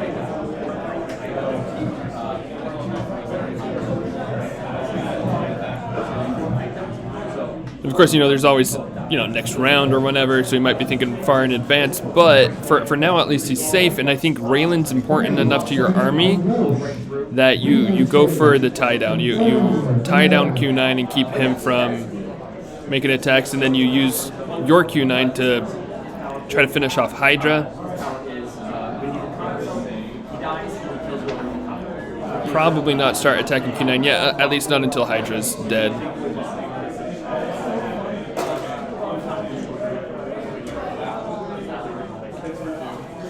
Alright, yeah, so moving in the 3rd Death Reaver there. Got Q9 tied up pretty well, and he's going to be making some attacks here. Oh, it's going to feel so bad if one of these go through. I'm going to be feeling so bad.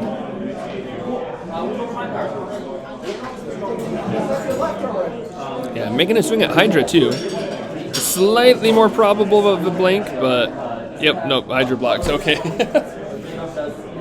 Could you imagine though, like just for a second, could you imagine how upsetting that would be if you had Hydra in Raelin's aura in the semifinals and you blanked against a Death Reaver and lost a head? Oh, that would feel so bad. It's bad enough that he took a wound versus 3 an attack of 3 from the Queglix gun so early on. It feels bad. Right, so 2 of those rats killed immediately. Mitch is getting... He's almost at the halfway point on rats, on Death Reavers. Those figures. He's got 7 left, which is, I mean, that's still a good number, right? But getting close to the halfway point, Johnny has been chewing through them. Well, whereas Mitch has killed 3 so far. So kind of similar numbers. Like, this is a more interesting game. Holy cow! That's another wound on Hydra.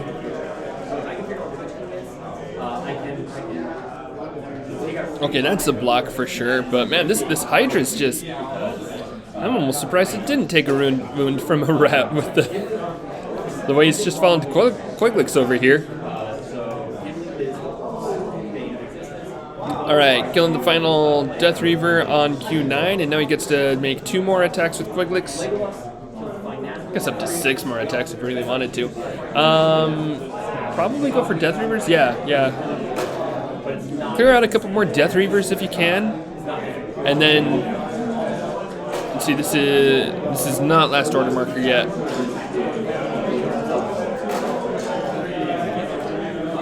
Even if this Hydra collapses, says Darkrai, I think nearly killing Raelin and killing a bunch of these Death Reavers is more than a fair trade.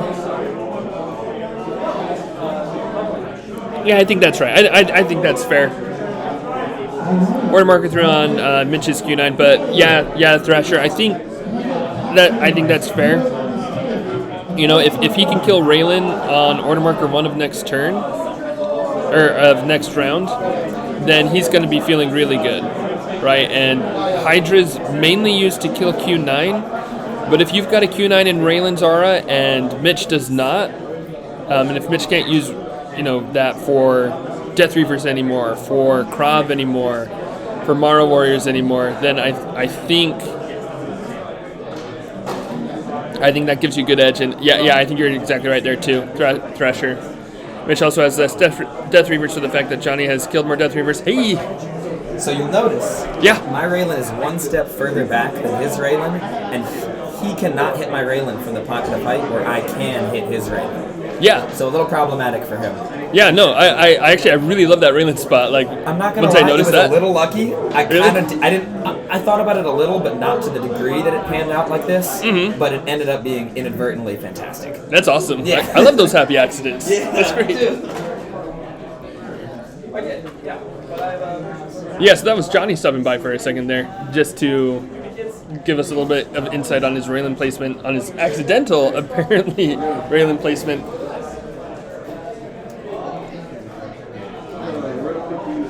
And that is, who's that over there? I think that's Ken messing with Johnny's stuff over there. He's just facing figures all the wrong direction. Awesome. And he can do that because he's a judge, so if it works and they're flipping it to the basic side, I think Johnny just stepped out to either like run to the bathroom or get a drink or something like that, but that's hilarious. Basic Raelin. You know, if you run Raelin, you should run the basic side because you're basic, so I like this. This is a good prank.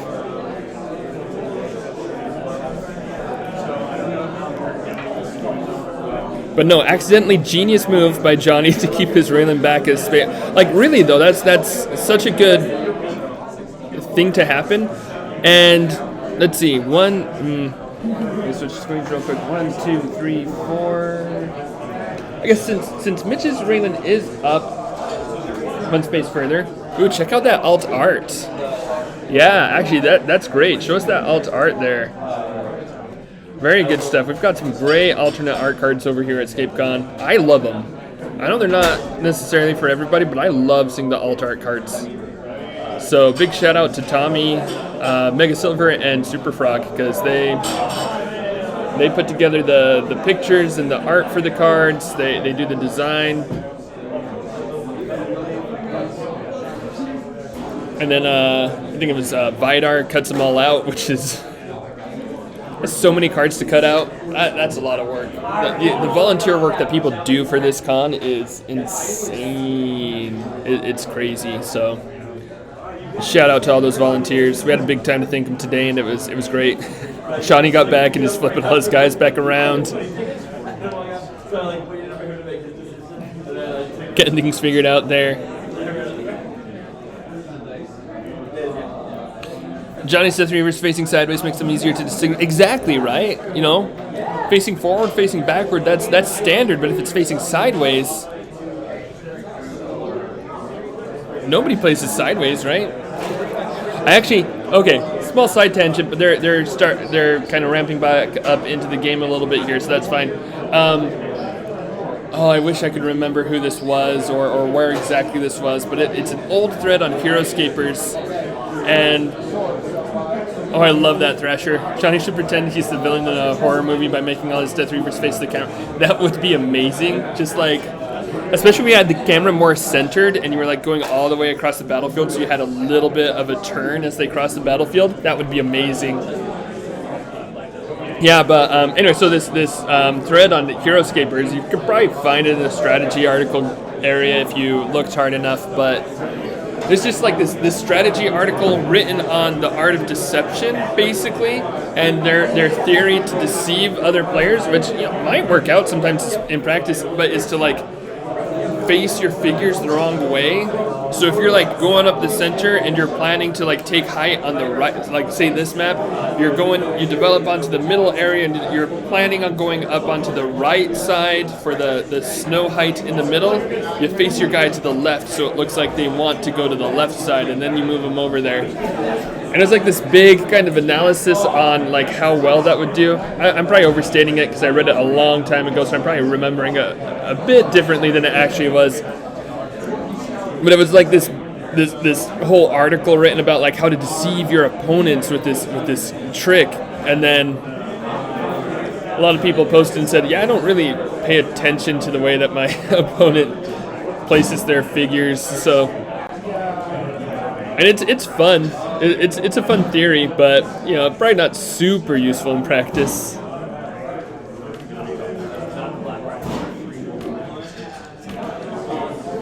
And not my favorite strategy article either. The best strategy article, I'm going to have to see if I can find this to back it up, but the best strategy article is something that somebody wrote on, it wasn't the Strategy Council or the Strategy Guide series. It was an outlier to that, but it was on how to play Pseudoma competitively. It was an amazing strategy article.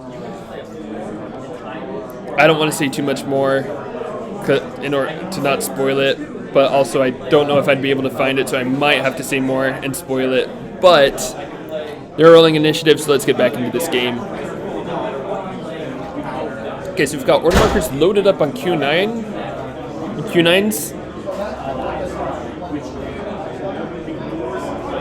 I started the thought earlier. I don't know if I finished this. I think Johnny might have interrupted it, but so since... Or no, this was after Johnny. Anyway, since Mitch's Raelin is a little bit more forward, that means she can cover the central snow area on the left side. If Q9's on those two hexes, he'll be in Raelin's aura. I wonder if that Q9 moves there. I wonder if he can get shots on Raelin. That might be too far forward. And I think Johnny... No, that's Mitch's Death Reaver right there by the tree. Back up to 3 wounds on Hydra.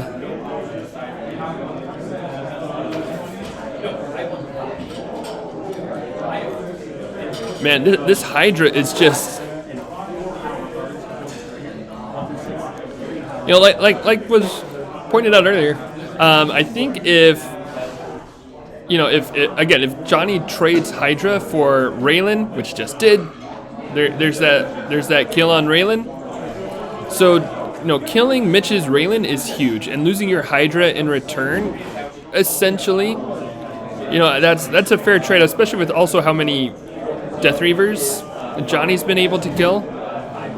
It also does kind of feel bad when your 8 defense Hydra keeps taking wounds to attacks of 3. Like, that's a feel bad moment, but As far as the actual game state looks right now, I'd say it's looking pretty good for Johnny with no Raelin on the board. He's also got high ground. He can start shooting down on Q9. In fact, I wonder if/when Mitch tries to move to a little bit of a higher spot so that Johnny's Q9 isn't shooting down on him.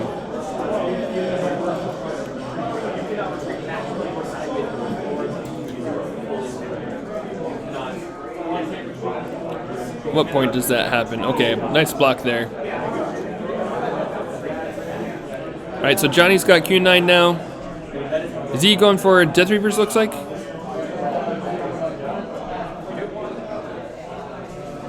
Yeah, it looks like we're shooting at Death Reavers right now. Which makes sense. Again, keep pushing the advantages you've got. I mean, you've killed Raelin. You don't really need to worry about... Or, yeah, you can just start killing Death Reavers while you've got a good chance. And you can keep Mitch from getting an order marker on Death Reavers to tie up your Q9. And, you know, he cleared out the first ones pretty quickly. 3 into 4s, you're usually going to be killing at a decent pace, but you can always hit a drought with your dice with 3 into 4s. And I always kind of worry about that with... like with Knights, for example, if you're getting 4 or 5 attacks of 3 a turn, like that'll do work. But with Q9, I feel it's a little bit easier to kind of hit those droughts. I don't know if that's statistically true. It's not statistically true, but you know, like it just feels like it's a little bit easier to have those turns where you're like, and there goes Hydra, man. Hydra being a good screen for Q9 right there. How many Death Reavers does Mitch even have left anyway? Let's see. I count 4 at least on the board. Off the board, there's at least 6. There might be some more behind this screen there.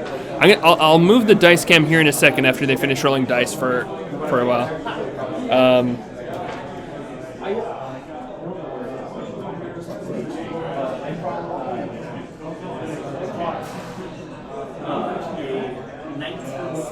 Okay, so yeah, they're doing order markers. Let's go ahead and 4, 8, 9. So it looks like there's 3 Death Reavers left on the board. So yeah, that's really nice for Johnny. You know, he lost Hydra and all that, arguably faster than he should have, because those were 3 into 8s. Maybe not. Mitch made a lot of attacks there actually. By the time that he finally got Hydra, you know, like the first 2 wounds came pretty quickly, but the actually finishing off wasn't an insane pace. It was faster than I think you might expect, but I don't think it was a crazy pace there. Oh, the other thing is like, so Johnny's also got Wannock still. Hang on 1 second. Let me turn off this dice cam again real quick. 1, 2, 3, 4, 5, 6, 7, 8, 9, 10. Okay, so Mitch killed another. So now only 2 Death Reavers on the board for Mitch. He killed another Death Reaver with Wannock there. And like now those Wannock wounds start mattering a lot more, right? Like Isamu's off the board. You can sometimes kind of use Raelin. Well, I guess not in this matchup, but you know, if Raylan's really safe, you could use that. But he's getting fewer and fewer spares to put Wannock onto, right? Like there's 2 Death Reavers left on the board. Once those 2 are gone, you know, if his Q9 just kills those 2 Death Reavers, then those Wannock wounds start having to go on to, like, you know, start having to killing Marro warriors, which again, you know, you can bring them back, but then you have to hit, you know, Krav and etc. Can't use Raelin since she's dead, and Mitch is running out of Death Reavers to soak Wannock. Yeah, exactly. No, yeah, I was saying, yeah, since she's dead, you can't use Raelin to soak Wannock. And since Johnny had such a good space to shoot at Raelin, you probably don't do that in this matchup anyway. But in an ideal situation, if you've got Raelin really protected, you can use her as a fallback Wannock soak. But that just wasn't an option in this game. And that's just going to be continual ticking damage.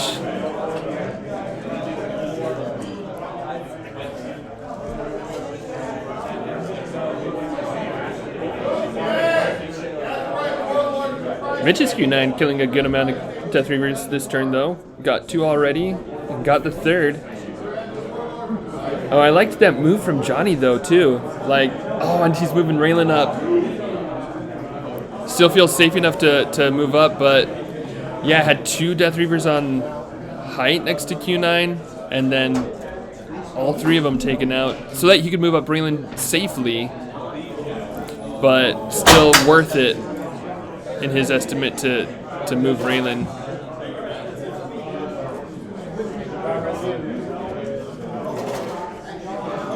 Is Johnny? Why is he moving there? 1, 2, 3, 6. Why are you pulling back there, Johnny? Huh? I can hop in if you need to. Oh yeah, hop in. That'd be awesome. Hello. Let me just do this real quick, and there we go. Hello. Hey guys, we got Veggie on stream with us now, so he'll come in and lend us some commentary, which will be good because you probably understand these matchups better than I do. Yeah, this is the Q9 mirror, right? Yep. Okay. Interesting. Yeah, so what's happened so far? I haven't seen. Oh, it looks like there's a Hydra dead on one side. I see a Hydra gone. Yep, so Hydra got killed decently quickly. Let's see, Raelin's dead on did Johnny Mitch's try to bring side. out his Hydra early? Like, how did the Hydra go down? So he brought out Hydra. It was still within Raelin's aura, but it just kind of took a wound early on, and I think from there Mitch just started focusing it, and it took a couple wounds pretty to focus quickly. the Hydra once it gets a wound, though, because usually the Hydra's weakened. We could just been in a vulnerable position, though, right? Like, it could just be the easiest thing to shoot. Yeah, it was still like 3 into 9s, but it was just working, right? But is there a crop that I see 2 of the crop on the board? I just don't know if I see the 3rd one. The 3rd one's right there by the glacier. So, Yeah, so Krav are all there, Marro are all there. Yeah. Mitch has 2 Death Reavers still, I think. Yeah. And his Raelin's dead. Okay. Johnny actually swung by while he was like stepping out for something or other, but he had a happy accident where he placed Raelin in that water space to start, and then Mitch had placed his Raelin so the Raelin's dead on the other side. Yeah, so the Raelin's dead here, and this Q9 couldn't shoot back at the Raelin because she was like 1 space too far away. Yeah. And it's 4x rats on Johnny's side, I think, and only 3x on the other side, or is it? No, it's that's 4x correct. on both sides. I think it's, it's Marro's on the other side. Yeah, Marro on the other side. Marro and Krav were the addition. Yeah. Yeah. Okay. Interesting. Okay. Yeah, I mean, really, it's honestly a pretty tough position to evaluate, I think, because, the Raelin being dead on the one side versus the Krav being there. I think that the un-Raelin backed Krav are pretty vulnerable, assuming that the Q9 is able to shoot at them. But it looks like, to me it seems like it's probably just a shoot-off to see which Q9 dies first, although it seems like Johnny is putting the rats onto the enemy Q9 and forcing him to shoot those rats, whereas, Mitch is going straight Q9 to try to, blast the rats off. So, interesting position here.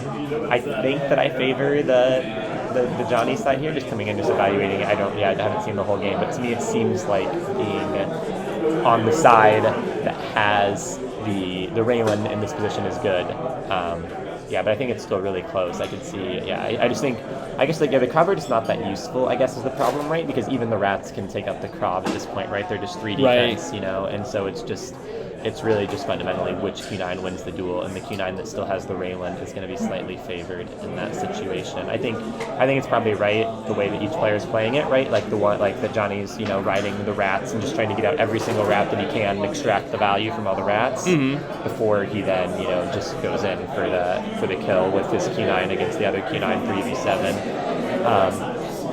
Because you just don't want to have your Raelin shot down and then equalize the position, right? Right, exactly. Yeah, but a really interesting game state here. It's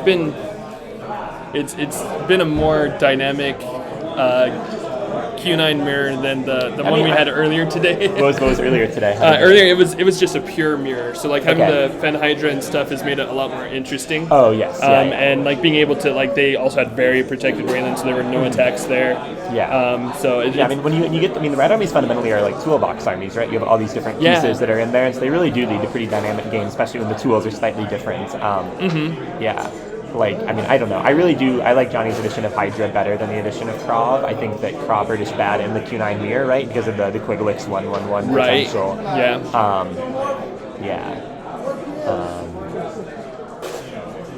But I mean, I think obviously both players have played it really well to get to this point, and I think that I don't know. It still seems to me like a pretty protracted mid-game thing to go on for a little bit here before we actually see any information that actually reveals like who is favored. And I think I don't know. If you're probably to actually like run the simulation of this board state to say like who is favored from this position, I'd bet that it's probably like 80-20 to one player, but I actually don't know which player that is here, right? Like I think it's just it's so hard to evaluate this board state and be confident in it. Like I think that it's Johnny's board state here with the Raelin back Q9 and the rats, but it's so hard to say just because it's just like you just don't get in these positions very often, and it's so different every time.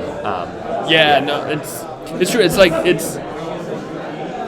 I guess the Marros are the other X factor here too, right? Marros could theoretically, I mean.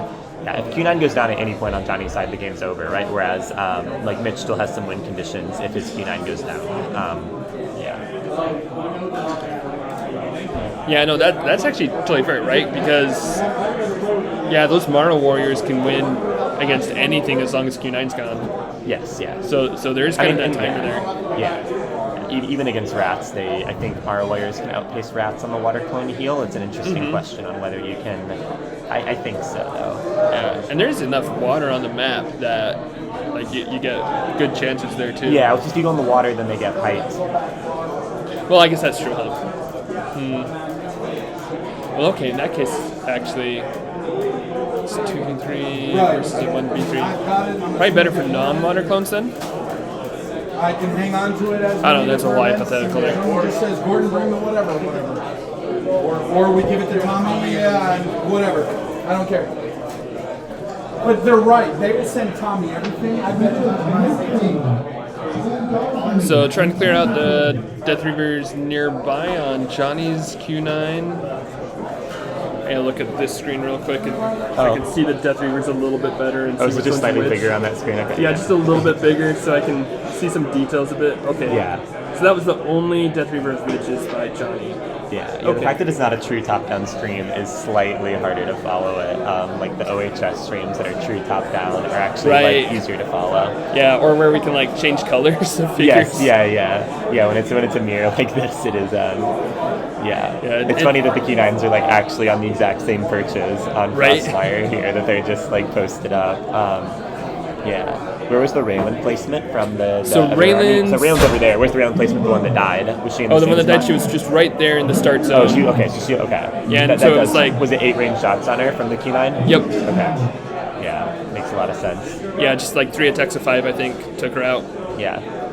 I mean, that's like about average, I think, if you run it out. Yeah, because it's 15 attack dice, 7.5. I mean, approximately. Seems reasonable. She dies in 3 attacks of 5. If 4 would be a lot. Yeah. Yeah, I don't love not moving Raelin, honestly, in this matchup on this board, right? Because it's just having her next to a bush is good, having her off of low ground is good. I mean, I guess Q9 can get up there where he is now and then shoot from even higher ground, but I don't know. It's nice to have her next to the bush. And I think that border markers are actually not that valuable in this matchup. It's kind of like it's hard to commit them on the small, but it's just like most order markers in this game are not going to be doing a whole lot. Interesting that the Krav are coming out here. I wonder if he's going for some shots on the enemy Raelin. Like he can use this and get shots on Raelin right now.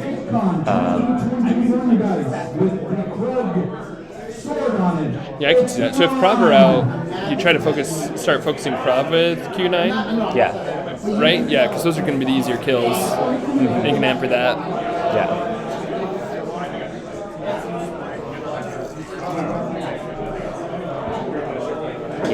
I think like maybe just to get the instant. So he just had the 3 on the Krav here. Okay. So is it already 3 revealed? Okay, so Johnny hasn't revealed the 3 on his side. So kind of a dangerous Krav move up here if the 3 is on Q9, which presumably it is. I mean, even if it's not, even if it's rats, it's still pretty dangerous, right? Either way, the Krav are going to face some shots of 1. I think that one Krav he's debating whether it's going to be in Quiglix range or not. So like that's going to be out of Quiglix, right? 1, 2, 3, 4, 5, 6. That's out of Quiglix. So he can still shoot Raelin, but out of Quiglix. That's probably a good move. But if it's rats as the next OM, then I think that's a worse position because then that Krav is tied there forever, not next to the bush. Like the bush matters a lot when you're facing these attacks of 1. Raelin at 1 wound right now. The dice are actually super helpful for tracking it. Okay, so Raelin's up to 2. probably one more cross shot left on Raelin. Oh, the dice are there in the bowls too. Okay, I didn't see the little part there. So 3 skull roller there on Raelin. Okay. So she just took 2 more. So wow. 4. Okay, that was really big. That's a lot, yeah. Yeah. Okay, that changes things a lot. That was a good. Okay, so 3 on rats though is a good. I mean, I don't know if I doubt he was expecting a move like that, right? But I'm assuming the rats are. They should go. It doesn't look like he's going in for the Krav though. Interesting. I think he maybe doesn't have the move, or is he just wait? Okay, yeah, he's going. Okay, he's getting one there. Yeah, just like. And the other 2 might be just trying to stay in Raelin's aura to tie up Q9, maybe. Okay, yeah, he's going. Okay. Or is he going more in? Okay, looks like I think he's just developing him up here. Yeah. Okay, I mean, the Krav is so important to tie up here. I think you don't even really care about. I mean, tying up Q9 it matters, but not as much as tying the Krav here. Mm-hmm. So the Krav they have a lot more potential for assassin. I honestly wonder. If you're Mitch here, would you want to disengage with Krav next time just because there's only 1 life left on that Raelin, you know? Right, yeah. And if you can kill that Raelin, it's just so big. So I don't know. I don't really see if the Krav make it here. Yeah, he lived the first. Oh, no, he didn't live it. Okay. Sorry, that's all. Yeah.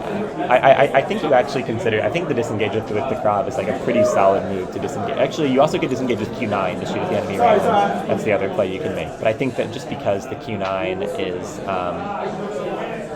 the Raelin is so light that it's just it just changes the game so much if you can get that final wound on her. Yeah, I do think that would be worth it to do some disengage there. Let's see, Thresher saying hi to Veggie, and also saying I'm honestly surprised Johnny's Raelin moved up. Yeah, it was like I think he really wanted the extra defense to try to keep Mitch's Q9 from just clearing rats every time he was engaged. But did he move it up after the other Raelin died? Yeah, so it's after the other Raelin died. He actually had rats in a great position, so Q9 was on a lower spot. 2 rats took height, engaging him in the 3rd one, and then Q9 just had a turn where he killed all 3, and that next order mark was Johnny's Raelin. So I'm kind of surprised he still chose to go up at that point, but I guess he just thought it was worth it to move up Raelin just to continue to have that defense as he continued with rats. My guess is to his thought process there, but it makes sense. Didn't work out ideally. To take the 4 wounds so quickly is really tough. Yeah. And then so he won initiative next round and just went straight. Okay, so he's not doing the Krav disengage play that I was talking about. It looks like. So it looks like there's 1 wound on the Q9 now. So I think while we were going, they got a wound on Mitch's Q9. Got a wound. So I don't think that really changes the board state that much though. Here they 1 wound on the Q9. So it looks like he's just trying to hack through the rats here, and the rats are just blocking. Yeah. Okay. Yeah, I think 1 maybe just died. I can't. No, looks like. Yeah, no, they're all still alive. Very solid defense. So now it's Johnny firing back with the Quiglix on the other side. So he's just Quiglixing right into the enemy queue. So, are maybe all the Krav out of range? I'm just surprised that he's not hitting the Krav with the 1/1/1 Quiglix here. 2, 3, 4, 5. Yeah, he should be able to reach that Krav at least. I mean, I guess all the order markers are on Q9, so if you can kill him, you knock out the turns. You get another wound on Q9 that turn, so it's 2. But I still think I don't know. It's so good to remove the long-term threat of the Krav. Right, yeah. Yeah. And I still, I don't know, I really, just watching the way this is playing out here, these Q9s just blasting through rats, I guess he's still, okay, so now that Krav is free, right?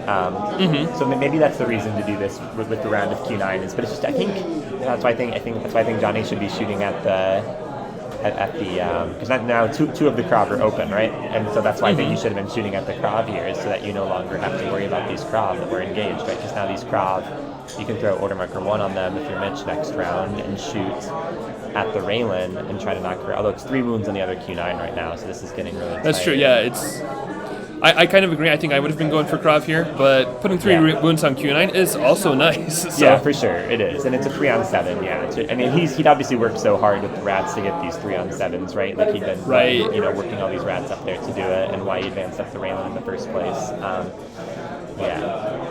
Ooh, that's a 3 sculler there. Or is that just killing a rat? I don't think the rat blocked it still. Okay. Man. Yeah, I think there's 1 rat in front of Q9 that we can't see behind the tree. Yeah, let's see. Thresher, what's really surprised me is that Johnny didn't take a single turn with the Q9, then turned and moved up Raelin. Other two arms were on Rats. That's not as surprising to me because, you want to use Rats to ideally, I guess, his ideal round was going to be tie up Q9, block at least, one attack there and keep Q9 from moving up again. Then move up Raelin, and then, Q9 wouldn't be able to move up onto the spot where he's at now without taking a disengagement attack, and then he'd be able to use Rats again to tie up Q9. His original placement for Raelin would have covered the spots where he would have been tying up Q9. So I think with how he kind of had it planned out and how you would really kind of, I think, expect it to go, I think it makes a lot of sense. It's just the die rolls for Q9 worked really well against him that round. Yeah. Yeah, but now the Krav are free here, and really, this is a huge turn here. I think, I think theoretically they could even, the one Krav is going to have height on Q9. This is why, I know it's so nice to have 3 wounds on Q9, but it's just if you have one Krav dead, this turn is a lot less scary, Yes, it's possible again that there's things I'm missing here. I'm not trying to be like, there's things that say I'm seeing a camera feed of the board, but it's still, right. I just really feel like it's good to have killed the crowd at this point. Because now Raelin is dead, and Q9 is going to face probably some 4v7s. Thank you. Yeah. If you want to get another one, thank you. Yeah, that could. So I think, now he's breaking out the 1 because it's really scary here, and there's probably another turn on the Krav, you would think, right? It's actually really interesting order marker management here from Mitch at this point of a 1 life Q9 or the 3 Krav, but the 3 Krav are very vulnerable. The 1s are going to be intense here, I'm sure. I think one of them just died. Yep, there goes one. Yeah, okay. Yeah. And no wounds on Q9, it looks like, from that volley. Yeah, so they did get Raelin, but they got no wounds on Q. So I think that's pretty favorable for the Q9 army in terms of the range of outcomes that could have happened from that Krav turn there. Only losing 1 Krav there is pretty good, and now you're going to have, another chance down on Q9. I think if you're Mitch here, you just keep firing at Q9. You honestly don't even need to kill the Q9 here with your Krav. Because you have Marro Warriors, right? If you can get just even a couple wounds, then the Marro Warriors have are some of the Marro Warriors dead? I think he has been losing figures to Wannock because Johnny's had Wannock the whole time. I wasn't even clocking that, but I think 2 of them have died to that. Okay, that's huge. Yeah, that changes things a lot.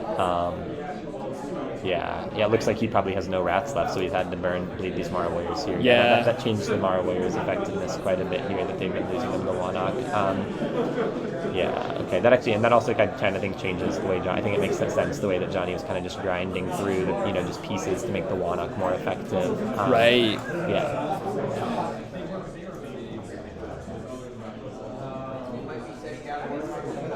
Yeah, let's see. Yep, going for max range to try to make him move off with that little perch. I guess because... but his next order marker is definitely not on Krav, so you don't leave that perch then, right? If you're Johnny, you don't try to chase Krav at all, you just go for Q9 and try to take that order marker? The next turn is going to be, so Mitch is probably playing for not just this turn, but for future turns, right? By retreating them, right? So just taking the 3 on 8, saying, I need offense long term to try to win this game, to get these 4 wounds on Q9 to win. So I like that play. I think... Do you care? Again, I just think each individual turn, I think Q9 maybe just got a wound there. No, it's hard to tell what the dice are saying. I think so Q9 block, they're fine. I think if you're Johnny, I don't think you care that much about the individual turns. I would keep hunting Krav here. I think that the 1 life Q9 is just so. It looks like he's, but I guess he can stay put here, right? He can stay put and not have to worry about the, getting off of his perch. That perch is so good. But it's just getting the wound on this Q9 seems relatively unlikely. Is there whirling up to the death here to want to lift the Krav? I think that's fair. Yeah, I think you could. I could see that. Yeah. I think 3 on Q9 here. If Q9 is unengaged, you definitely go for it. I don't know if Q9 is unengaged or not here. But definitely, if you can, I think you step off the perch to try to get Wannock. Wannock is really bleeding you right now in this situation. So I think in this situation, you step off the perch to try to take out the Wannock lift guy. I just think there may be a Rat that he's still engaged with behind the jungle tree that we can't see. Although, Yep, yeah, right looks there. like there is, yeah. And I get not disengaging here, but I actually think, I don't know. I think there's an argument to be made that you should disengage and try to hit the guy on Warnock just because he's bleeding you forever, and then, yeah. Are you is the Warnock in range once it's 7 away? No. No, not quite. Yeah. And then probably, one more here. Oh, okay, it's Quigley's back on the other side. Thank you.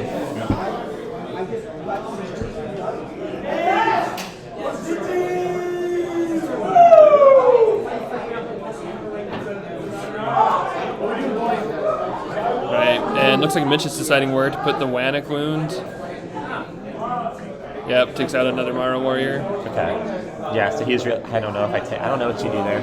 I think he maybe abandoned the Krav. It's so tough, but I think that having only one Marro warrior is kind of like having 0. You know, at this point, it's kind of like you don't really have them anymore. And the fact that they could be that win condition for you that you kind of need. Yes. Yeah. I mean, there's 1 wound on Q9s. Maybe he's just saying, I win initiative and I get 3 wounds on Q9 is better than like the Marro warrior miracle. Or even I win initiative and my Krav block. The 1v4s are tough, right? The fact that he has his Krav next to a bush, like 1v4 is not as easy as And it looks like Johnny is still going at Q9 here. Mortar markers are hedged between Took him off, Q9 though. Okay. But 1 Krav, which is 100% what I would have done here in this situation. So he's going for offense here, right? So most likely that means at least 1 more turn. I mean, I guess we know for sure he has 1 turn on Q9. So it makes sense for Mitch to try to go in for the kill here now, to try to kill Q9 before the consequence of losing the order markers. Yeah, it's kind of do or die time. Yeah, he needs those dice to show up for him. Yeah, but I think he didn't get it there, and it's